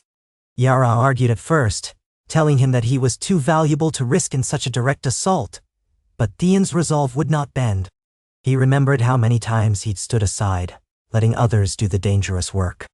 If he was to champion the new Iron Islands, he would do it with sword in hand when it mattered most. Yara relented but decided she would lead the cliffside archers, ensuring she also played a direct role. They parted on the docks, each fully armored for battle, each exchanging a look that said they knew the stakes. Under a moonless sky, with only starlight and the glow of a few hidden lanterns, Theon's ships navigated the hazardous channel. The coxswains were among the best, Ironborn who'd spent years learning to read the swirl of waves against submerged rocks. Theon stood at the prow of the lead ship, gripping the railing so tightly that his knuckles ached. A hush lay over the deck. Every so often, the faint scraping of a hull against a rocky outcrop threatened to shatter Theon's nerves. One wrong turn, and the entire operation could be lost before it began. But the coxswain guided them expertly. Slowly, the cliff walls rose around them, hugging the cove in a dark embrace. When the ships reached the innermost part of the inlet, Theon lowered the lantern 3 times in a silent signal. Rowboats were lowered. He and a score of men, some of them his own retainers, others tough, loyal veterans of Yara's campaigns, clambered down rope ladders. The rowers dipped their oars into the dark water without a splash, propelling the boats toward the shore. Theon's breath fogged inside his helmet. He could hear his own heartbeat. The beach where they landed was coarse gravel and wet sand, strewn with driftwood and the occasional tangle of kelp. A few stunted pines clung stubbornly to the rocky slopes, their silhouettes black against the faint starlight. Theon motioned for silence with a gesture of his gloved hand, then led his men along the shoreline. According to the scouts, Wendrick's main camp lay about half a mile inland, tucked in a ravine where a natural spring provided fresh water. They followed a narrow trail through the rocks, the sound of their boots muffled by damp earth. The night was utterly still, save for the hushed rasp of armor and the distant roar of waves outside the cove. Theon's senses were heightened to a knife's edge. Every flickering shadow, every rustle, made him tense. He reminded himself that Yara and her archers would be scaling the cliffs around now, taking their positions to cut off any escape. All hinged on proper timing. They came upon a ridge overlooking the ravine, where flickers of orange light revealed a scattering of tents and lean-to shelters. The scent of wood smoke drifted in the air, mingling with the brine that always seemed inescapable in these isles. Theon gestured for his men to fan out. He recognized from the arrangement of tents that these were no mere outlaws living hand to mouth. The camp was organized, with sentries posted. A palisade of rough-hewn logs enclosed part of the area, and he could see the glint of steel near a fire. It was more preparation than he'd hoped for. Glancing back at his men, he signaled a flanking maneuver. A small vanguard would move along the left slope to draw the sentries' attention, while Theon took the bulk of the force around the right to burst through a weaker section of the fence. He hoped that once they'd engaged, Yara's archers would reveal themselves atop the opposite cliff. If all went well, Wendrick and his conspirators would have nowhere to run. The night shattered with the first war cry. One of Theon's vanguard, a burly ironborn named Kelmon, rushed a guard near the fence, striking him down with a short spear. The sentry managed a strangled shout before collapsing, and in an instant, the alarm spread. Figures erupted from tents, grabbing weapons, shouting warnings. Firelight leaped and danced as men kicked at logs in the fire pit, sending sparks swirling into the black sky. Theon pressed forward, sword in hand, heartbeat thrumming in his ears. He and his group reached the fence, where the logs weren't as tightly bound, and with a concerted effort they pushed through, toppling several sharpened stakes. Shouts of alarm rose, and reavers in mismatched armor appeared in front of them, brandishing axes, spears, cutlasses, whatever they had scavenged or kept from older times. Theon wasted no breath in warnings. These men had abducted and likely murdered innocent traitors. He would show them the same mercy they'd shown their victims. Steel clashed in a cacophony of sound. Theon blocked a slashing cutlass, pivoted and rammed the pommel of his sword into a reaver's face. Blood spurted and the man dropped. Another came at him from the side, brandishing two short axes.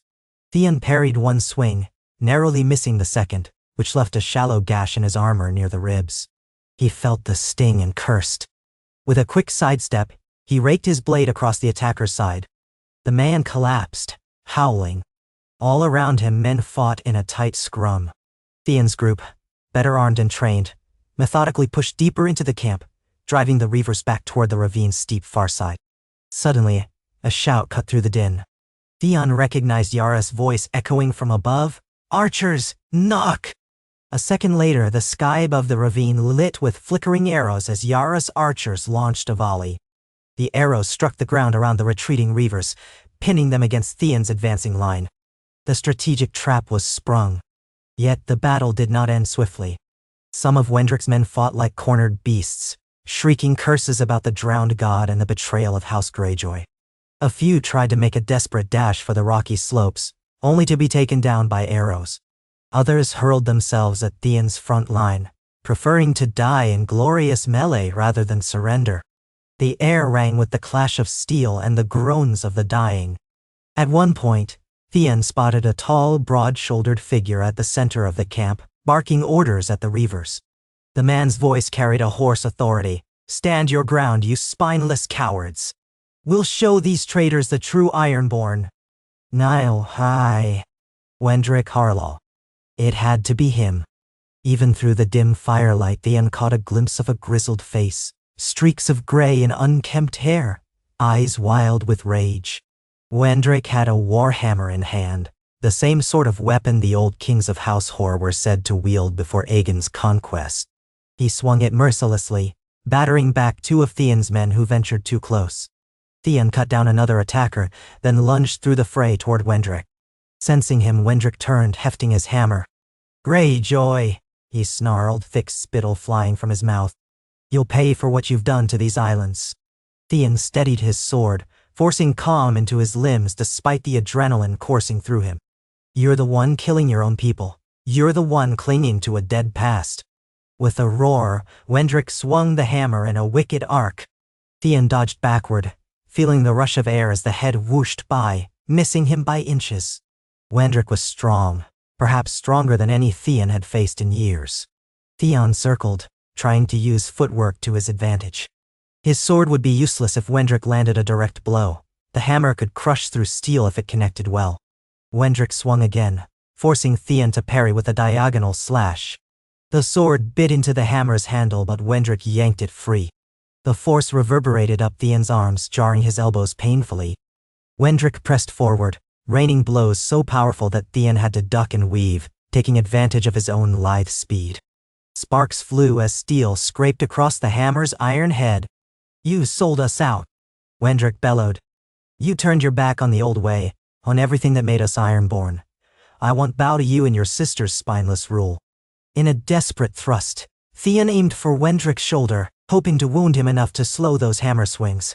Wendrick twisted, and Theon's blade skimmed his side, slicing cloth and drawing blood. Wendrick hissed, but did not falter. He smashed the hammer's pommel into Theon's armor, sending him staggering back. Theon gasped, feeling as though he'd been kicked by a horse, but he managed to keep his feet. Wendrick lunged again, bringing the hammer down in a brutal overhead strike. Theon sidestepped, letting the hammer crash into the ground, spraying gravel. Seizing the moment, Theon pivoted and thrust his sword into Wendrick's forearm. There was a meaty impact, and Wendrick howled as the blade struck bone. His grip on the hammer faltered. Gritting his teeth, Theon wrenched the blade free, then kicked Wendrick's knee. The bigger man collapsed, and Theon pressed the tip of his sword to Wendrick's throat. "Yield," he rasped, voice ragged. For an instant, Wendrick's eyes blazed with hatred, and Theon thought he would try something reckless. But the wound in Wendrick's arm gushed blood, and the Reaver leader hissed out a breath, dropping his hammer. "Damn you," he said, voice trembling with pain. "Damn you and your father's line." Theon wasted no time. He barked an order for 2 of his men to secure Wendrick, binding the big man's arms behind his back as best they could without letting him bleed to death. Around them the fighting ebbed. Many of Wendrick's men lay dead or dying. A handful had thrown down their weapons, kneeling or sprawled on the ground, battered into submission. A horn echoed from the cliffs, Yara's signal that the area was contained. Theon inhaled sharply, letting the smell of blood and smoke settle into his mind. Another handful of the Shadow Reavers, seeing Wendrick's capture, tried to flee, but Yara's archers rained feathered shafts upon them. The survivors were quickly rounded up. Theon's men secured the camp, extinguished the fires, and systematically checked the tents for any hidden foes. The few captives they found cowered, some trembling with fear, others sneering defiantly, spitting curses about the drowned god. It was near dawn when the ravine fell silent, except for the groans of the wounded and the crackle of dying embers. Yara descended from her vantage point, sweaty and flushed from adrenaline, but triumphant. She scanned the carnage, nodded at Theon when they locked eyes, and walked over to where Wendrick lay bound. She studied him with the cool gaze of a seasoned commander. "You did all this for a shadow of a dream," she said softly. "Look at the bodies around you. Is that the future you want for the Ironborn?" "Then," Wendrick sneered, teeth bared against the pain. "Better to die free and in glory than grovel at the feet of mainlanders." Yara shook her head. "Glory? You murdered traitors who came here in good faith. You slaughtered your own people who wanted to provide for their families. The only thing you'll gain now is a cell, if you're lucky." She gestured for the guards to haul Wendrick away, along with the surviving captives. Theon felt exhaustion weigh on his limbs, yet also relief. Another threat to their fragile peace had been stifled, at least for the moment. He wiped the sweat from his brow and surveyed the scene. Men gathered the dead, both Reavers and Loyalists, to be identified or buried at sea according to their families' wishes. No one celebrated. There was no cheering for this victory, just a grim sense that they had done what needed doing. Once they had Wendrick and the other prisoners secured on board the ships, Theon took a moment to inspect the wreckage of the camp more thoroughly. The Reavers had constructed crude cages in one corner. Inside, terrified survivors, likely captured crew from missing merchant vessels, huddled together. Theon personally helped break open the cage doors. The rescued men and women gazed at him with shock and gratitude, hardly believing that an Ironborn lord was there to save them rather than rob them. One older woman, hair streaked with gray, grasped Theon's hand with trembling fingers. "Thank you," she whispered, tears filling her eyes. "I thought we'd be drowned or worse." Theon squeezed her hand gently. "You'll be taken care of," he promised.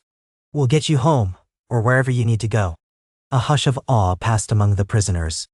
Their existence itself was a testament to the cruelty Wendrick's men had practiced. If Theon and Yara had delayed much longer, these people might have faced unspeakable fates. Seeing them, seeing the terror in their eyes and the gratitude that followed, steeled Theon's resolve once more. He would spend the rest of his life ensuring that such atrocities were not committed in the name of the Iron Islands again. The retaking of the cove lasted the rest of that day, as Theon's men swept every possible hiding place in the cliffs. They seized contraband, stolen cargo, coin, and personal belongings from ill-fated sailors, along with a handful of smaller boats the Reavers had hidden. By twilight they set sail, leading the prisoners under heavy guard. The journey through the reef-choked channel was no less perilous, but guided by the rising tide and the skill of the coxswains, they made it out into open water with minimal trouble. They arrived back in Pike to a somber reception. Word had already reached the castle that Theon and Yara had succeeded in capturing Wendrick, but at the cost of several loyalists' lives. Among the rescued prisoners were a couple of foreign merchants who had once cursed the Ironborn name, yet here they were, alive thanks to the Greyjoys. It was a story that many across the Isles and even on the mainland would hear, further proof that times truly were changing, though that proof had been bought with blood. Within days, Wendrick and his top lieutenants stood trial in Pike's Great Hall, a proceeding that stirred fierce debate throughout the islands. Some demanded the traitors be drowned in accordance with the old traditions. Others argued for a public execution in the yard as a show of the new rule. Theon and Yara conferred, ultimately deciding to hold a public trial with lords, captains, and even some foreign observers in attendance. Transparency, Theon believed, was key to showing the world that the Iron Islands were done with clandestine executions and the petty tyrannies of warlords. The trial was tense. Wendrick's wounds had been treated only enough to keep him alive, so he stood with an arm bound in a sling, glaring defiantly at Theon and Yara from across the chamber. The crowd watched with a mix of fascination and dread. Outside, a cold rain battered the windows. Theon questioned him about the murdered traitors, about the kidnapped crews, and about the men Hend lost in the ravine. Wendrick did not deny any of it. He boasted of it, wearing it like a badge of honor. "I did what the drowned god commands," Wendrick spat, voice echoing off the damp stone walls. "We are meant to pay the iron price, not wallow in trade deals like mainland merchants. I would do it again, if I had the chance." The hall buzzed with murmurs. Many stared at Wendrick with horror, realizing how far into fanaticism he'd sunk. A few, presumably old guard sympathizers, looked away in shame or fear. Lord Harlaw, thin-lipped, rose to address Wendrick. "You shame our house," he said, voice tight with anger and sorrow. "Your father was my cousin. He was a decent man in many ways. He would be appalled at what you've done in his name." Wendrick sneered, giving no reply but an insult under his breath. When the evidence was presented, eyewitness accounts from the freed prisoners, the stolen goods bearing insignias from the north and beyond, there was no question of Wendrick's guilt. He and his core followers were condemned. The question then arose, by what manner would justice be served? Yara stood, letting her gaze sweep across the assembled onlookers. "We stand for a new era. Reaving is outlawed in the Iron Islands. Murder, theft, hostage-taking, these crimes have been carried out by Wendrick and his men. They wish to represent the old ways. And so let our sentence show that the old ways no longer hold power here." "Nice." She nodded to Theon, who delivered the sentence. Wendrick and his ringleaders would be executed at daybreak, beheaded according to the custom of the North, a gesture that signified they had broken the laws set by the Iron Islands' rightful rulers. Any lesser men who followed Wendrick out of fear or coercion, those who had not taken part in murders, would be given a choice: exile from the Iron Islands forever, or a prison sentence to be commuted if they swore a binding oath never to raid again. Wendrick let out a mocking laugh. "You'll never rid the Isles of Reaving," he hissed. "Kill me, but others will rise. Our souls belong to the sea, not to your pathetic laws." Theon's heart clenched at Wendrick's words. Maybe they rang with a sliver of truth. But he firmed his voice. "I won't pretend all the old ways vanish with you, Wendrick. But they will fade because we will not let them fester. You've lost. And that's the end of it." Nantoran. At daybreak, a scaffold was erected in Pike's courtyard. Rain drizzled down, turning the stones slick. The assembled crowd was smaller than at the trial. Many couldn't bear to watch. But those who came bore witness to the final end of Wendrick's rebellion. He was brought forth with his wounded arm bound, face set in a snarl. Yara stood at the edge of the scaffold, posture rigid, while Theon, as he had insisted, took the executioner's sword in hand. Wendrick did not kneel. 2 guards forced him to bend over the block. A hush fell, broken only by the patter of rain on stone. Theon tightened his grip on the sword, recalling old lessons about administering justice. If you condemn a man to die, you swing the blade yourself. It was a principle from the North, from Ned Stark's teachings, but it felt right. Theon drew a shaky breath. In Wendrick's eyes he could see a burning hatred that would never be extinguished by reason. He brought the sword down in a swift arc. It was a clean stroke. Blood spattered across the soaked boards, and Wendrick's head fell, eyes still wide in that final moment of fury. The crowd shifted. Someone let out a strangled gasp. Theon exhaled, shoulders trembling under the weight of what he had done, and what he would likely have to do again if more threats emerged. In the days following Wendrick's execution, the sense of tension that had lingered in the Isles slowly began to dissipate. The stragglers from the Shadow Reavers who chose exile were shipped off with nothing but the clothes on their backs, and a few provisions, cast out to find fortune elsewhere. Those who remained in captivity to serve prison sentences sat in damp cells, occasionally visited by the drowned men for attempts at spiritual counsel. No one expected them to be reformed overnight, but Theon clung to the hope that time and the continued growth of the new ways might eventually shape even the most stubborn hearts. Meanwhile, news of the Greyjoy's victory over the Shadow Reavers rippled across the Seven Kingdoms. Traders took note that the Ironborn had policed themselves, quashing piracy in their own waters. The freed captives shared their stories in distant ports, describing how Theon Greyjoy had personally cut their bonds, how Yara's archers had shielded them. Bit by bit, the reputation of the Iron Islands in the eyes of outsiders improved. Where once the mere sight of a Kraken sigil on a sail might cause fear and panic, now it drew cautious curiosity. A few months after Wendrick's downfall, another development signaled how far the Isles had come.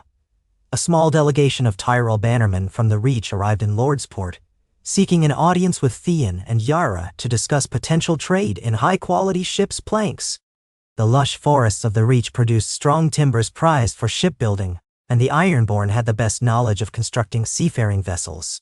If they could strike a deal, the Iron Islands might secure a steady supply of timber, while the Reach gained specialized shipwright services for its navy. Theon oversaw the negotiations in a refurbished wing of Pike that had once been half ruined. Now, thanks to steady coin from new trade agreements, stonemasons had rebuilt much of it, giving the castle a less desolate look than before. The hall where he met the Tyrell bannermen featured sturdy wooden beams and windows that overlooked the tumultuous sea. Lord Mallory, a slight, neatly dressed bannerman of the Tyrells, bowed before Theon and Yara, then took a seat at a long table. "I must say," he began, a polite smile on his face, "it's quite the change to be welcomed so warmly in the Iron Islands. In my youth, I heard stories that would curl one's hair, stories of raids and cruelty, yet here we are, discussing commerce like civilized folk." Yara snorted softly, exchanging a glance with Theon. "Don't mistake us for soft, Lord Mallory. We still know how to fight. Any who threaten these shores learn that quickly, but we're not interested in plundering the Reach or any other region anymore." "That is evident," Mallory said, inclining his head respectfully. "And so we come in good faith, seeking a beneficial arrangement. The warships of Highgarden and its allied houses have grown old in design and need upgrading. From what we understand, House Greyjoy's shipbuilders are second to none for crafting sleek, fast vessels. If we can supply you with the timber, would you agree to build ships for the Reach at a fair price?" Theon rested his forearms on the table. "That's possible. Our crafters have experience building both war galleys and merchant ships. We don't have an abundance of forests on the Isles, so if you supply the right timber, and if the coin meets our expectations, I see no reason we can't forge a mutually profitable relationship." "Mwah." Mallory smiled, fiddling with a signet ring. "And in exchange, besides payment, we'll gladly open more direct markets for Ironborn goods, fish, oars, ropes, sails. We have heard talk that your sailmakers are of high repute." A hum of interest ran around the table. Yara leaned forward, crossing her arms. "You'll need to guarantee safe travel for our ships in your waters, as well as safe ports. Our shipwrights can't produce to their fullest if your lords suspect we might revert to old habits at any moment." "Nan." Mallory spread his hands in a conciliatory gesture. "Highgarden will make such guarantees in the form of letters of safe conduct, sealed by Lord Tyrell himself. We ask only that you ensure none of your people engage in unauthorized privateering. We remember the stories of the Shield Islands, you see." Theon nodded, feeling the old shame tickle at the back of his mind. "That's fair. We have watchers in place. Any Ironborn who attempts reaving will be punished. You have my word, and the word of my sister who rules with me." "No, A few more days of discussions followed, during which the delegation toured Pike's improved shipyards, smaller than those on the mainland, but manned by skilled craftsmen who could shape a keel in half the time it took in other places. The Tyrell bannerman left satisfied with the outline of a trade deal. Theon realized that such an arrangement would have been unthinkable during Balon Greyjoy's rule. Now, though, it felt like the Isles were stepping fully onto the stage of legitimate power in Westeros, armed with commerce rather than fear. Late one evening, after the Tyrell bannerman departed, Theon stood in the courtyard of Pike, gazing up at the towers that had been partially restored. A light drizzle fell, soaking the stones. In the flickering torchlight, he could see faint scars in the masonry, remnants of storms and neglect from years past. They were being patched and renewed, just like the Iron Islands themselves. His mind drifted to the north. He wondered how the Starks were faring, whether Sansa or Arya or Jon, if they were still in power, had heard of the changes in the Iron Islands. Perhaps letters had reached them. There was a time Theon would have dreaded any thought of the Starks, feeling only guilt and shame for how he had betrayed them. But things had changed so drastically. He no longer felt the same raw pang of remorse, for he had dedicated himself to atonement. Maybe one day, a real reconciliation might be possible. As he mused, a voice spoke behind him. "Still brooding, brother?" He turned to see Yara, her cloak drawn tight against the drizzle. She wore a small smirk that took some of the bite out of her words. "Not brooding," Theon said quietly. "Just thinking how far we've come." She stepped up beside him, looking at the same tower. "We have, though sometimes I wonder how long it will last. There are still whispers, captains who murmur that we've lost our salt, that the next generation will forget what it means to be Ironborn." Theon shrugged, eyes still on the stonework. "It means we're survivors. We adapt. The world changes, so we change with it. That's what true Ironborn should do. Never kneel to a storm, but bend the sails so they don't rip apart."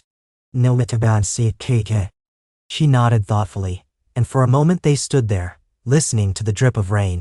Then she said, "On a lighter note, my daughter asked if you're coming to her naming day feast next week. She's turning 7. Theon smiled. A strange warmth spread in his chest at the thought of Yara's children. They were as strong-willed as their mother, but also curious about the world beyond the Iron Islands in a way that had once been unthinkable for Ironborn youth. They'd grown up hearing of trade pacts and alliances instead of raids and grudges. "I wouldn't miss it," he said. "I'll bring her a gift from Harlaw. A carved sea dragon, I think." Yara gave him a sideways glance. "She'll love it. And Theon, you've been good to them, being there when you can. I appreciate it." He shook his head. "They're my family, Yara. Being their uncle is one of the few things that feels purely good in my life." They shared a moment of companionable silence, the kind that only siblings can share after years of trials. Then, with a parting squeeze of his shoulder, Yara left to attend to some late-night matter. Theon stayed in the courtyard a while longer, letting the rain soak his hair until it clung to his forehead. He had come a long way from the boy who once thought only of glory in raids or acceptance by the Starks. Life had changed him, and in turn he had changed the Iron Islands. A few nights later, as promised, Theon attended his niece's naming day feast. The great hall at Pike was alive with music, laughter, and good food: salted fish, roasted vegetables imported from the mainland, and even some sweet pastries that had become a novelty on the Isles now that trade flourished. Children ran about, chasing each other or playing at sword fights with wooden sticks. Yara's daughter, Asha, named in homage to her mother's birth name, wore a new dress embroidered with a small kraken motif, and she beamed when Theon presented her with the carved sea dragon. He watched her run off to show her friends, and his heart felt unexpectedly light. This was the future of the Iron Islands, a room full of families who, for the most part, did not need to fear that their loved ones would vanish on a doomed raid or be cut down by retaliatory armies. They were forging ties with the mainland, with Braavos, with the Reach, and more. Even if some tension persisted, even if pockets of violence still festered here or there, overall, the new ways were winning. At one point in the evening, Theon retired to a quieter alcove of the hall, sipping from a cup of watered wine. He felt a hand on his arm, and turned to see a familiar face: Silas Stonehouse, one of the younger captains who had proven loyal during the struggle against Wendrick. Silas wore a modest tunic, and he bowed his head respectfully. "My lord," Silas greeted, "I just wanted to say, I was part of the blockade near the southwestern inlets. the night you and Yara took Wendrick. If you hadn't done what you did, who knows what might have become of the Isles? Theon inclined his head. We did only what was necessary. And you were part of it, Silas. You helped keep them trapped so they couldn't slip away. Mine. Silas nodded, a bit embarrassed. True enough. It's just, I've been thinking of building a new ship, something sleek for carrying trade goods north. I was wondering if you might give me your blessing, and maybe a small grant from the treasury? I know it's a lot to ask, but with the right vessel, I can bring more coin into the Isles, especially now that the path to White Harbor is open. I'd share a portion of the profits. Just, I can't quite afford a new hull on my own. Theon studied the young captain. Only a few years ago, such a request would have been laughable, or even offensive. No one asked the Greyjoys to fund new ships unless it was for war. Now, though, a trade vessel was practically an investment in the Isles' economy. I can't promise you everything, Theon said slowly, but come to me in a week's time with a plan, cost estimates, shipping routes, your prospective crew, and I'll see if we can work out a loan from the coffers. The new council we've set up for maritime trade will need to approve it. Silas beamed. Thank you, Lord Theon. I'll have my numbers ready. Day. After the feast wound down, Theon found himself strolling the corridors of Pike with the quiet swirl of the sea wind drifting through partially open shutters. Lanterns flickered, casting orange pools of light on the damp stone floors. He passed a tapestry that Yara had commissioned, a depiction of a great kraken breaching the waves, but the imagery was not one of war. Instead, it showed ships plying the seas around it. Sails full. No sign of burning or pillaging.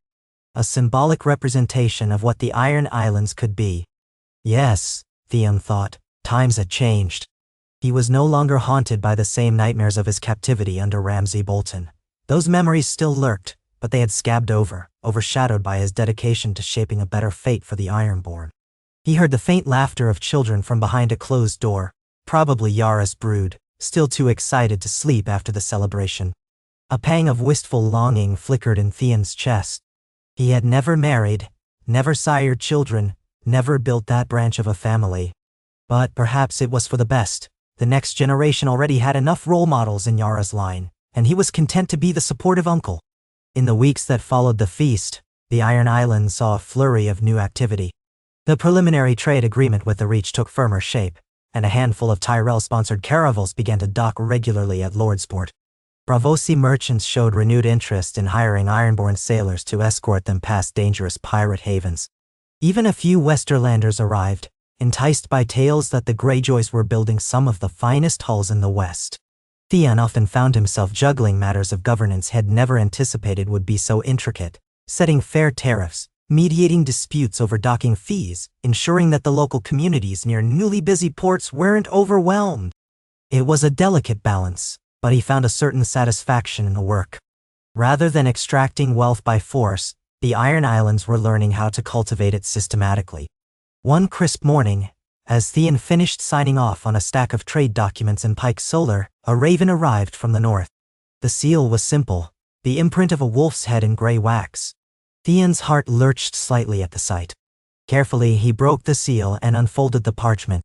It was a letter from a figure who introduced himself as Brandon, Castellan of Winterfell. He wrote on behalf of Sansa Stark, Lady of Winterfell and Warden of the North, expressing gratitude that the Iron Islands had maintained peace and kept their word. No raids had touched the northern coasts in years now, and trade had flowed more freely than it had in centuries. My lady hopes, the letter concluded, that this peace may continue, and that the old wounds between us might be healed further in time. Theon felt a knot tighten in his throat. The letter ended with a small personal note from Sansa herself, a brief mention of how she remembered Theon's last acts of redemption, and hoped the rumors of the Isle's transformation were true. He set the parchment aside and stared at the gulls wheeling in the distance through the window. He had never expected a friendly overture from House Stark. If anything, he assumed the best he could hope for was that they would simply ignore him. Perhaps Sansa's letter was more a political courtesy than a genuine personal gesture. But even so, it signified something he'd never thought possible. A tap on the open door drew his attention. It was Yara, her face curious. You look like you've seen a ghost, she said. Everything all right, Theon passed her the letter. She scanned it quickly, her eyebrows rising. From Winterfell? He nodded. It seems Sansa Stark wants to extend the hand of peaceful relations. Maybe it's time we reciprocate. Yara folded the letter, handing it back. An official visit, perhaps. Show the North what the Iron Islands have become. Could be a chance to strengthen that bond. A swirl of conflicting emotions ran through Theon. I'm not sure if I'm ready. The last time I was in Winterfell, well... He trailed off, his mind flashing with painful images of his ill-fated attempts to hold the castle.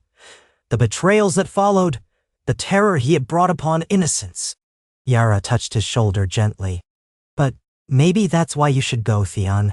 Not just for the sake of politics, but for your own soul. Face what happened. Show them who you are now. He took a moment to breathe. She was right, though it stirred an anxiety that gnawed at him. Returning to Winterfell could reignite old nightmares. Still, the letter was an opening, and ignoring it would serve no good purpose. I'll think on it, he said at last. Within days, Theon drafted his reply, thanking Lady Sansa for her gracious words, and expressing a willingness to discuss future cooperation. He proposed to journey north in a few months' time, once the winter storms had passed and travel was safer. Part of him hoped that would give him enough time to gather the courage he needed to stand again before the Northern Lords. He sent the Raven off and tried to quell the tightening in his chest that the mere idea brought on. Meanwhile, life in the Iron Islands flowed forward. The new generation, Yara's children and others, found themselves growing up amid an economic upswing, making them question the old motto, "We do not sow." In a sense, they were sowing now, sowing the seeds of commerce, forging ties that made the Isles not just a domain of rocky isolation, but a recognized maritime power. Schools of a sort had begun to appear here and there, informal gatherings where older sailors taught younger ones, not just about knots and sails, but about reading letters and numbers to handle trade ledgers. Theon sometimes visited these gatherings, hearing the chatter of young Ironborn discussing foreign ports with curiosity instead of hostility. He also spearheaded an initiative to fortify the coasts with watchtowers that would guard against any external pirates or raiders from other lands. Ironically, the Iron Islands now faced occasional harassment from unscrupulous crews who'd heard that the Isles had softened. The watchtowers were an answer to that assumption. They could signal quickly if any hostile fleet approached, allowing the Ironborn to rally and repel it. Theon found the symmetry almost amusing. The once mighty Reavers of Pike had become defenders of their own realm, ensuring that no other marauders would threaten them. Months passed in relative calm. The Shadow Reavers were no more. Wendrick's headless remains a symbol of the fate that awaited those who tried to drag the Isles back into unending war. Trade with the Reach blossomed, accompanied by mutual wariness. Neither side wanted to place too much trust too fast, but it progressed nonetheless. Braavosi ships became a common sight in some harbors, their exotic goods exchanged for Ironborn-made rigging and sails that fetched high prices in Essos. Slowly but surely coin flowed into the Isles, and Theon saw new roofs and sturdier walls in villages that had once been crumbling. Yet as the months turned to nearly a year since Sansa's letter arrived, Theon knew he could delay no longer. The seas were calmer now, early autumn replacing the worst of summer storms. If he was to keep his word and journey to Winterfell, this was the time. He prepared a modest fleet of 3 ships, enough to show respect but not so many as to appear threatening. He also selected a small entourage, including a pair of knights from his retinue, a few Ironborn captains loyal to him, and a handful of attendants. Before departing, Theon had a farewell dinner with Yara and her family. Asha, now nearly 8, demanded to know if her uncle would bring her back some northern curiosities. Theon laughed, ruffling her hair. If I can find anything of interest, I promise you'll have it. At dawn, Theon's ships left Lordsport. The sea air was crisp, the sky a subdued gray, and gulls followed them for a while, hoping for scraps. Theon stood on the stern, watching the familiar shape of Pike diminish into the distance. A swirl of emotions coursed through him, fear of seeing Winterfell again, uncertainty about how the Starks might greet him, but also a sense of liberation. This visit might allow him to close a chapter that had plagued him for years. The voyage north was uneventful, the weather mild. They rounded the rocky coasts, passing fishing villages that no longer trembled at the sight of ironborn sails. Occasionally, someone would wave from a distant cliff, and Theon wondered if, in some small way, that wave signaled acceptance rather than dread. They docked at White Harbor first, where Theon had arranged for horses to ride inland. White Harbor had grown in prominence over the years, a key point of contact between the North and the Iron Islands. Its harbor was bustling with all manner of ships, including a few from the Isles that Theon recognized by their new orange and black sails, a color scheme some of the younger captains had chosen to mark commercial vessels. He was greeted politely, if still warily, by a local official who provided them with modest accommodations for a night. The next day, Theon and his entourage began the ride to Winterfell. Memories pressed on him from every side. The roads, the forests, the crisp northern wind. He'd grown up here as a hostage ward to Ned Stark, had once ridden these very paths with Robb, laughing about small jokes or complaining about the cold. He felt the ghosts of that past trailing him. When Winterfell's walls finally came into view, Theon's heart pounded. The castle looked both familiar and changed. Parts had been rebuilt after the devastation of the wars, and he saw the glimmer of new towers, fresh stone that contrasted with the old. Banners of House Stark hung along the battlements, the gray direwolf on a field of white. Their arrival caused a stir. The Ironborn in Winterfell's courtyard. Theon dismounted, acutely aware of the stares from guards and small folk. He had to remind himself that he was not a prisoner this time. The large ancient gates loomed above him, and a steward approached. "Lord Theon Greyjoy and company," the steward announced in a careful voice. "Lady Sansa Stark awaits you in the Great Hall." Theon glanced at his entourage. "Wait here," he said softly, then followed the steward inside alone, feeling that it was more respectful and safer to meet with Sansa quietly. The corridors of Winterfell ushered him through a flood of memory. He remembered hidden alcoves, the archway leading to the Godswood, the cracked pillars in the old library. Some of it had been rebuilt, but enough remained to stir long-buried emotions. At last he entered the Great Hall. Torches lined the walls, and at the far end upon a dais sat Sansa Stark. She wore a dark gown trimmed with fur, her red hair coiled in a braided coronet, and her posture was poised, regal. Beside her stood a few advisors and behind men-at-arms in Stark livery. When Theon stopped a respectful distance away, Sansa rose. Her eyes searched his face, and a fleeting sadness flickered there before she schooled her features into polite composure. "Theon," she said, her voice resonating in the quiet hall. "Thank you for answering my invitation." He bowed. "Lady Sansa Darot, thank you for welcoming me. I come in peace, as promised." "Nori." She nodded, descending the dais. The moments stretched between them. So many memories, some bitter, some complicated, lingered in the space. Sansa's gaze flicked over Theon, taking in the scars of time on his face, the exhaustion in his eyes. Yet she also saw a certain calm that was new, a steadiness that had not been there before. They spoke softly, about the changes in the Iron Islands, about the growing trade. Sansa asked pointed questions, and Theon answered earnestly, explaining how Reaving was outlawed, how they had fought off reactionary forces. She listened, occasionally exchanging glances with her advisors who seemed skeptical. Yet as Theon recounted the ordeal with Wendrick, the letters of safe conduct from the Reach, and the presence of Braavosi merchants, Sansa's guarded demeanor softened. At one point she dismissed her advisors with a small gesture, leaving only the guards by the walls. "Walk with me, Theon," she said, beckoning him.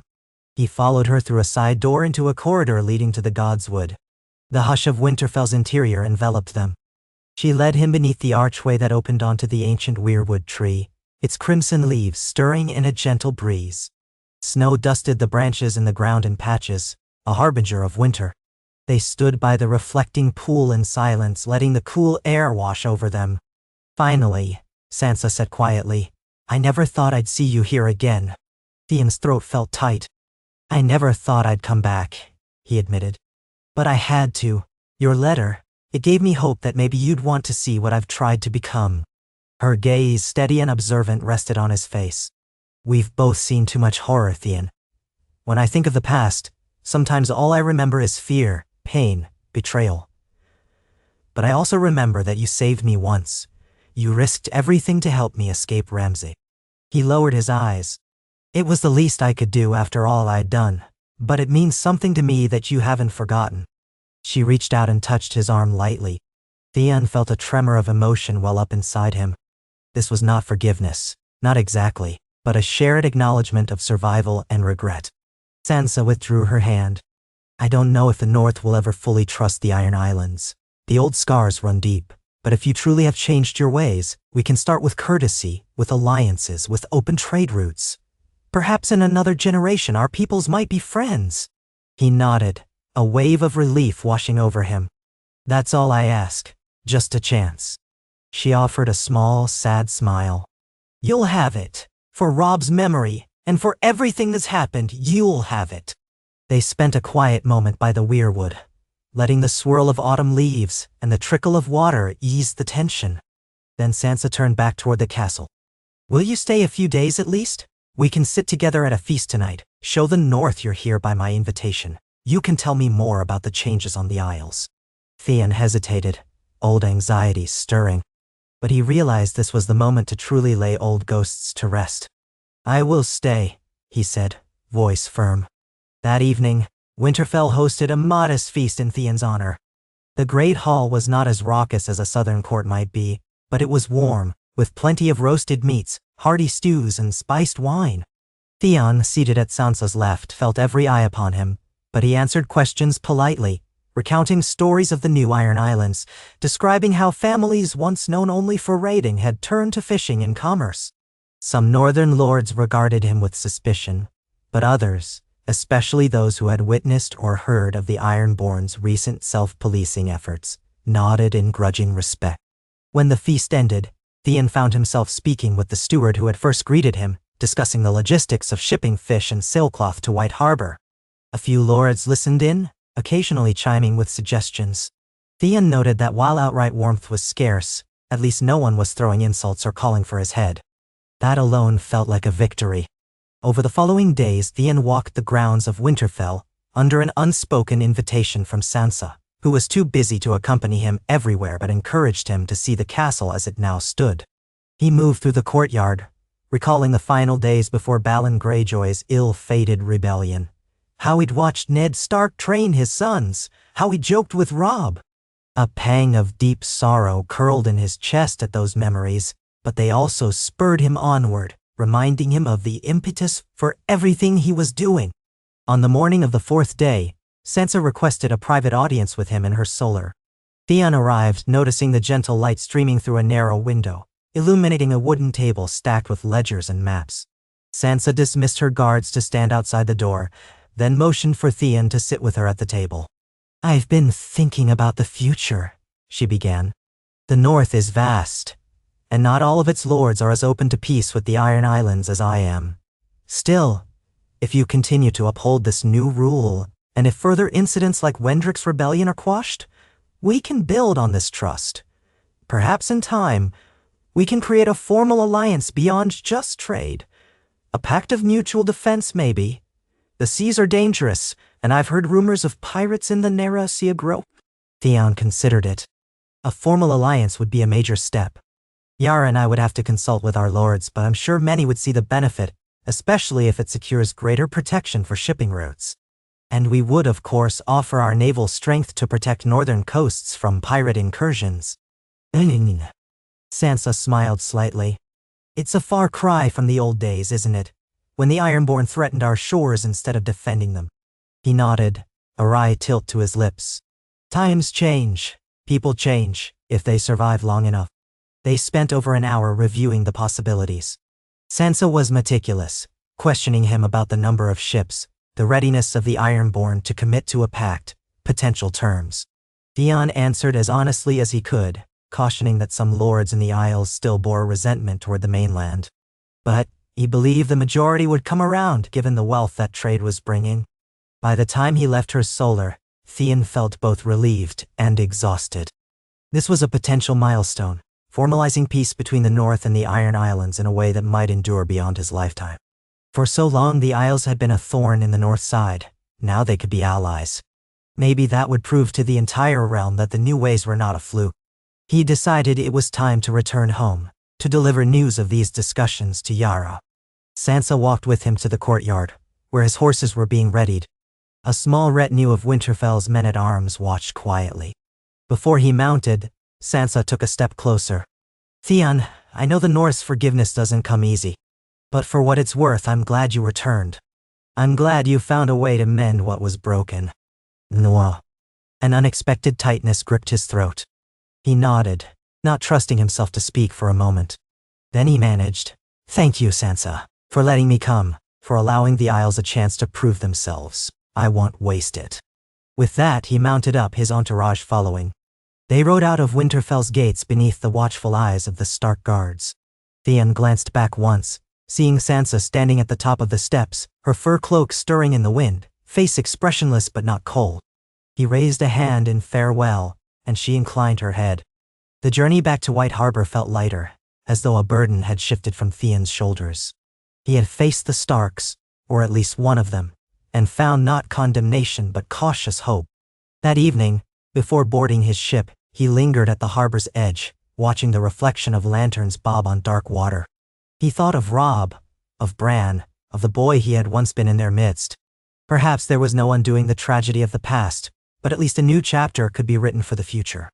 When Theon returned to Pike, Yara awaited him with a mixture of impatience and curiosity. He recounted the details of his audience with Sansa, the possibility of formal alliance, and the openness he found among some of the northern lords. Yara's eyes gleamed with ambition. "A pact with the North would be a significant step in solidifying our position. It'd be a powerful statement to the rest of Westeros that the Iron Islands are done being the perennial outcasts." She called for a gathering of the principal lords to discuss the proposal. Over the next few weeks, Theon and Yara laid out the terms. The Iron Islands would maintain a standing naval force to help protect northern coasts against pirates, in exchange for guaranteed trade privileges in northern ports, reduced tariffs, and recognition of Ironborn self-governance under House Greyjoy. Some lords balked at the idea of aiding the North with ships. Old grudges ran deep, but others saw the potential for profit and stability. The debate was fierce at times, reminiscent of the arguments over abolishing Reaving, yet Theon believed the logic of mutual benefit would ultimately prevail. One night, after a contentious council meeting, Theon found himself sitting on a balcony overlooking the sea. The moonlit waves rolled below, reflecting pale light. Yara joined him, handing him a small cup of mulled wine. They sipped in silence a moment, listening to the distant crash of surf against the rocks. "They'll come around," Yara said finally, addressing the hesitance of some lords. "We just have to show them the North isn't our enemy anymore." Theon nodded. "It's strange to think, all that blood spilled, all those battles, and now we might stand side by side. But it's better this way." "Better than living in fear," Yara agreed. "The old ways gave us fleeting triumphs, but they also brought doom. I'd rather see these islands thrive under peace than bleed for a false sense of glory." He gazed at the horizon, the line where sea met sky, remembering the crackle of the fires that consumed Winterfell once upon a time, the screams, the terror. "I was so lost," he murmured. "I thought I had to prove something, to earn a father's respect, to be Ironborn, but that path nearly destroyed me, and them. Now, at least I'm doing something that feels right." She squeezed his shoulder gently. "You found your way back, Theon. Not everyone does." He sighed, finishing his wine. "I just hope that the Isles can see it too, that we don't have to cling to old hatreds. We can protect ourselves without being monsters." Yara took his empty cup. "They'll see. We'll make sure of it." And so it went. In time, a majority of the lords consented to drafting a formal agreement with the North, albeit with conditions ensuring that the Ironborn would never be conscripted to fight mainland wars unrelated to naval defense. The seeds for an unprecedented alliance began to take root. More letters passed between Pike and Winterfell, hammered out by scribes who fashioned each paragraph with care, ensuring that neither side felt cheated or patronized. While the alliance was being shaped, other changes continued apace in the Isles. Word reached Theon and Yara of a new smithy on Harlaw that specialized in forging lighter, more durable chain links for shipping. Another rumor spoke of a young captain who successfully navigated a route to the Summer Islands, returning with exotic spices, something that set the Isles abuzz with the idea of opening trade beyond Westeros and Essos. For every rumor of progress, though, there remained the occasional whisper of some malcontent who missed the old Reaver days. Theon stayed vigilant, ensuring watchers caught any sign of conspiracies. One bright morning, Theon stood on the deck of a newly built galley, pride swelling in his chest as he oversaw its christening. The ship was destined for the North as a gift to House Stark, a symbol of goodwill. Its prow was carved into the shape of a wolf's head melding into a kraken, a fusion of sigils that might have once been an absurd sight, but now carried profound meaning. Theon had chosen to name the vessel Unity's Tide, an optimistic flourish even he found a bit sentimental. But the world needed sentiments now, not cynicism. He watched as the galley slid down the oiled ramp into the water, a cheer rising from the crowd of Ironborn gathered at the docks. Young boys and girls pointed excitedly at the prow. Asha, Yara's daughter, ran up to Theon, face alight.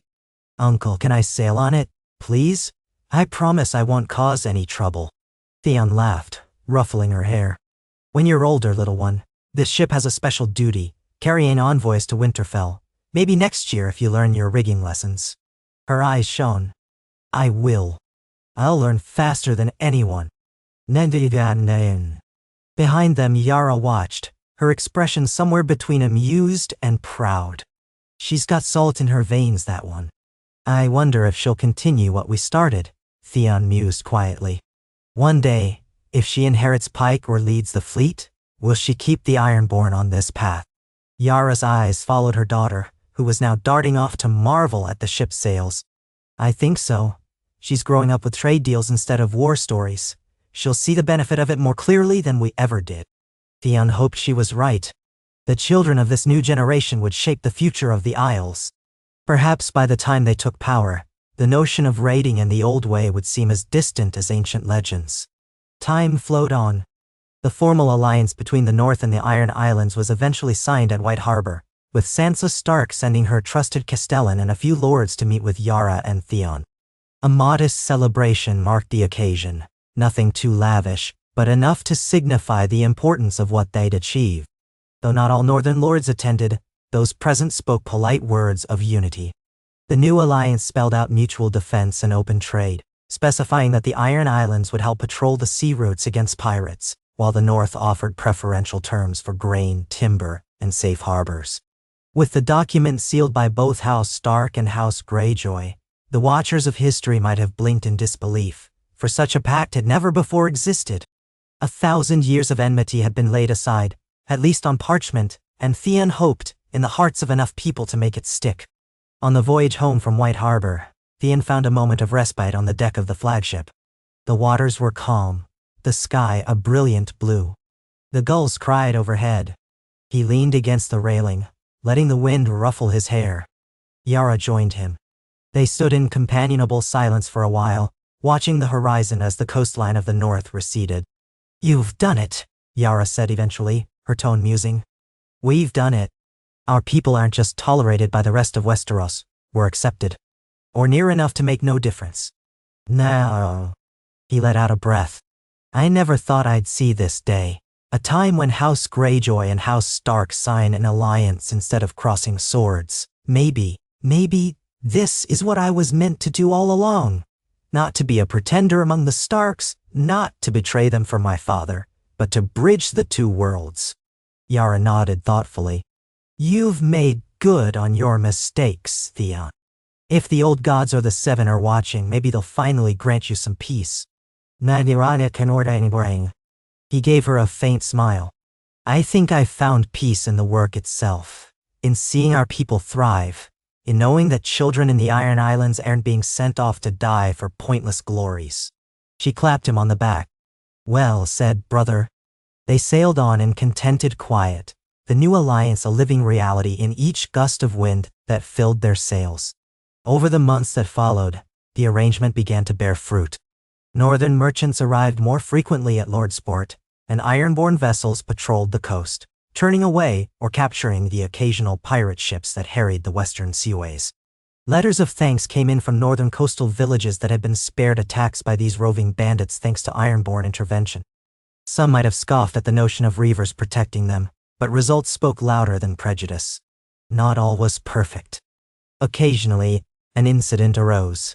A drunken Ironborn sailor got into a brawl in White Harbor, or a suspicious group of northern mercenaries caused trouble in Lordsport.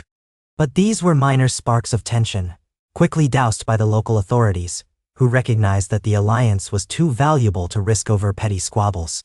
Over time, such incidents became fewer. Familiarity bred tolerance, if not outright friendship. As the seasons turned and the Iron Islands continued to prosper, Theon found himself increasingly sought after by foreign envoys. The rumor had spread that if one wanted safe passage around the western coast, House Greyjoy was the one to negotiate with. Theon set up a modest but functional bureaucratic apparatus, a council of trade, and tasked them with reviewing shipping contracts, settling disputes, and collecting taxes fairly. He oversaw it with Yara, but they delegated much of the day-to-day drudgery to literate stewards and scribes. One crisp morning, Theon stood with a group of these scribes in Pike's refurbished solar, going over a thick ledger of accounts. He'd always hated the monotony of numbers, but these were the lifeblood of the new Iron Islands, so he forced himself to pay attention. At the end of the session, one scribe, an older man with half-moon spectacles, bowed and said, "Lord Theon, with the revenues from the new shipping fees, we might be able to fund repairs on the causeway leading to Pike's main gate, which has been in poor shape for decades." Theon blinked, realizing just how foreign that concept would have been in Balin's day, spending coin on infrastructure rather than warships. "Yes," he said. "See that it's done. We can't have visitors breaking their necks just trying to reach the keep." "The old one." The scribe smiled. "As you wish, my lord. Times do change indeed." After the scribes departed, Theon wandered out onto a balcony overlooking the sea. Gull cries drifted up, and the tang of salt filled his lungs. His gaze roamed across the old towers of Pike, half of them now repaired or under active construction, scaffolding latticed against weather-beaten stone. He could almost imagine the fortress as it might be in a few more years, less a ruin and more a stately seat, a testament to resilience rather than to pillage and decay. He thought of how the Iron Islands, once so fiercely proud of their independence, had ironically never been more self-reliant than they were now under cooperation and trade. Their isolation had lessened, but their autonomy had grown, no longer at the mercy of the Iron Throne's wrath or reliant on subjugating weaker neighbors. Instead, they were forging a path that gave them meaningful alliances, stable commerce, and a place in the wider world. That afternoon, Yara returned from a brief inspection trip to Blacktide. She found Theon examining a map in the Great Hall, pinpointing possible new trade routes that went farther south, perhaps even toward Dorne. She plucked off her gloves and set them on the table. "Guess what? I heard a rumor that some Lysini pirates tried to harass a merchant convoy near the arbor, but they turned tail when they realized the escorts were Ironborn. That alone is a change from days gone by." "Nelly." Theon gave a small laugh. "The Reavers turned defenders. I'd not have believed it if you'd told me so 20 years ago." She chuckled, then nodded at the map. "What's this? A new plan?" "Just possibilities," Theon answered, tracing a line along the coast. "If we open a route down the west coast past Old Town, we might link up with Dornish ports. If we can navigate the stepstones carefully, we could even trade with the free cities more efficiently, but it'd require more alliances, more negotiations." Yara studied the proposed route. "Ambitious, but I like it. It's the kind of thinking that keeps us moving forward." No. They spent the next hour discussing the feasibility of extended trade routes, each suggestion a testament to how drastically the Ironborn perspective had shifted. Instead of plotting raids, they plotted commerce. Instead of dreaming of plunder, they dreamed of mutual profit. Eventually, the day waned, and Theon found a moment to himself in his chambers. He lit a single candle and sat at a small desk by the window. Outside, dusk cast purple shadows across the sea. He took out a sheet of parchment, intending to draft another letter to Sansa regarding the potential southern expansion of their trade. But his quill hovered over the page. Instead of writing, he closed his eyes and let himself reflect. Memories swirled. Balin's grim face, the cold waves that defined his childhood, Ned Stark's grave kindness, Robb's laughter, the shrieks echoing in the halls of the Dreadfort, the moment he had knelt before the gates of Winterfell, consumed by hubris and desperation. Such a journey he had taken, from ward to rebel, from captive to broken man, from survivor to leader. He drew a slow breath, allowing the ache in his chest to settle into a gentle acceptance. He was Theon Greyjoy, a name once synonymous with betrayals both personal and grand. Yet he had found a cause, liberating his people from the shackles of Reaving and forging a better future. He had fought zealots, negotiated alliances, gazed upon the face of his old sins, and not run away. Now, as the candle flame flickered on the desk, Theon dipped his quill in ink. He began to write, lines upon lines that detailed trade expansions and the progress of the alliance with the North. But beneath the surface of each sentence lay the deeper truth, that he, Theon Greyjoy, had broken the cycle. He had cast off the ghosts of the past and guided the Iron Islands to a shore beyond Reaving. When he finished, he set the quill aside and looked out at the sea, at the rolling expanse of gray-blue water. It no longer felt like a cage or a cradle of violence. It felt like a realm of possibility, one that he and Yara had opened to their people, ensuring that salt and iron did not have to mean blood and ash. And in that quiet moment, Theon allowed himself a small, contented smile, warmed by the knowledge that sometimes, if one was willing to endure all the storms and hold fast to what was right, even the harshest of legacies could be set free.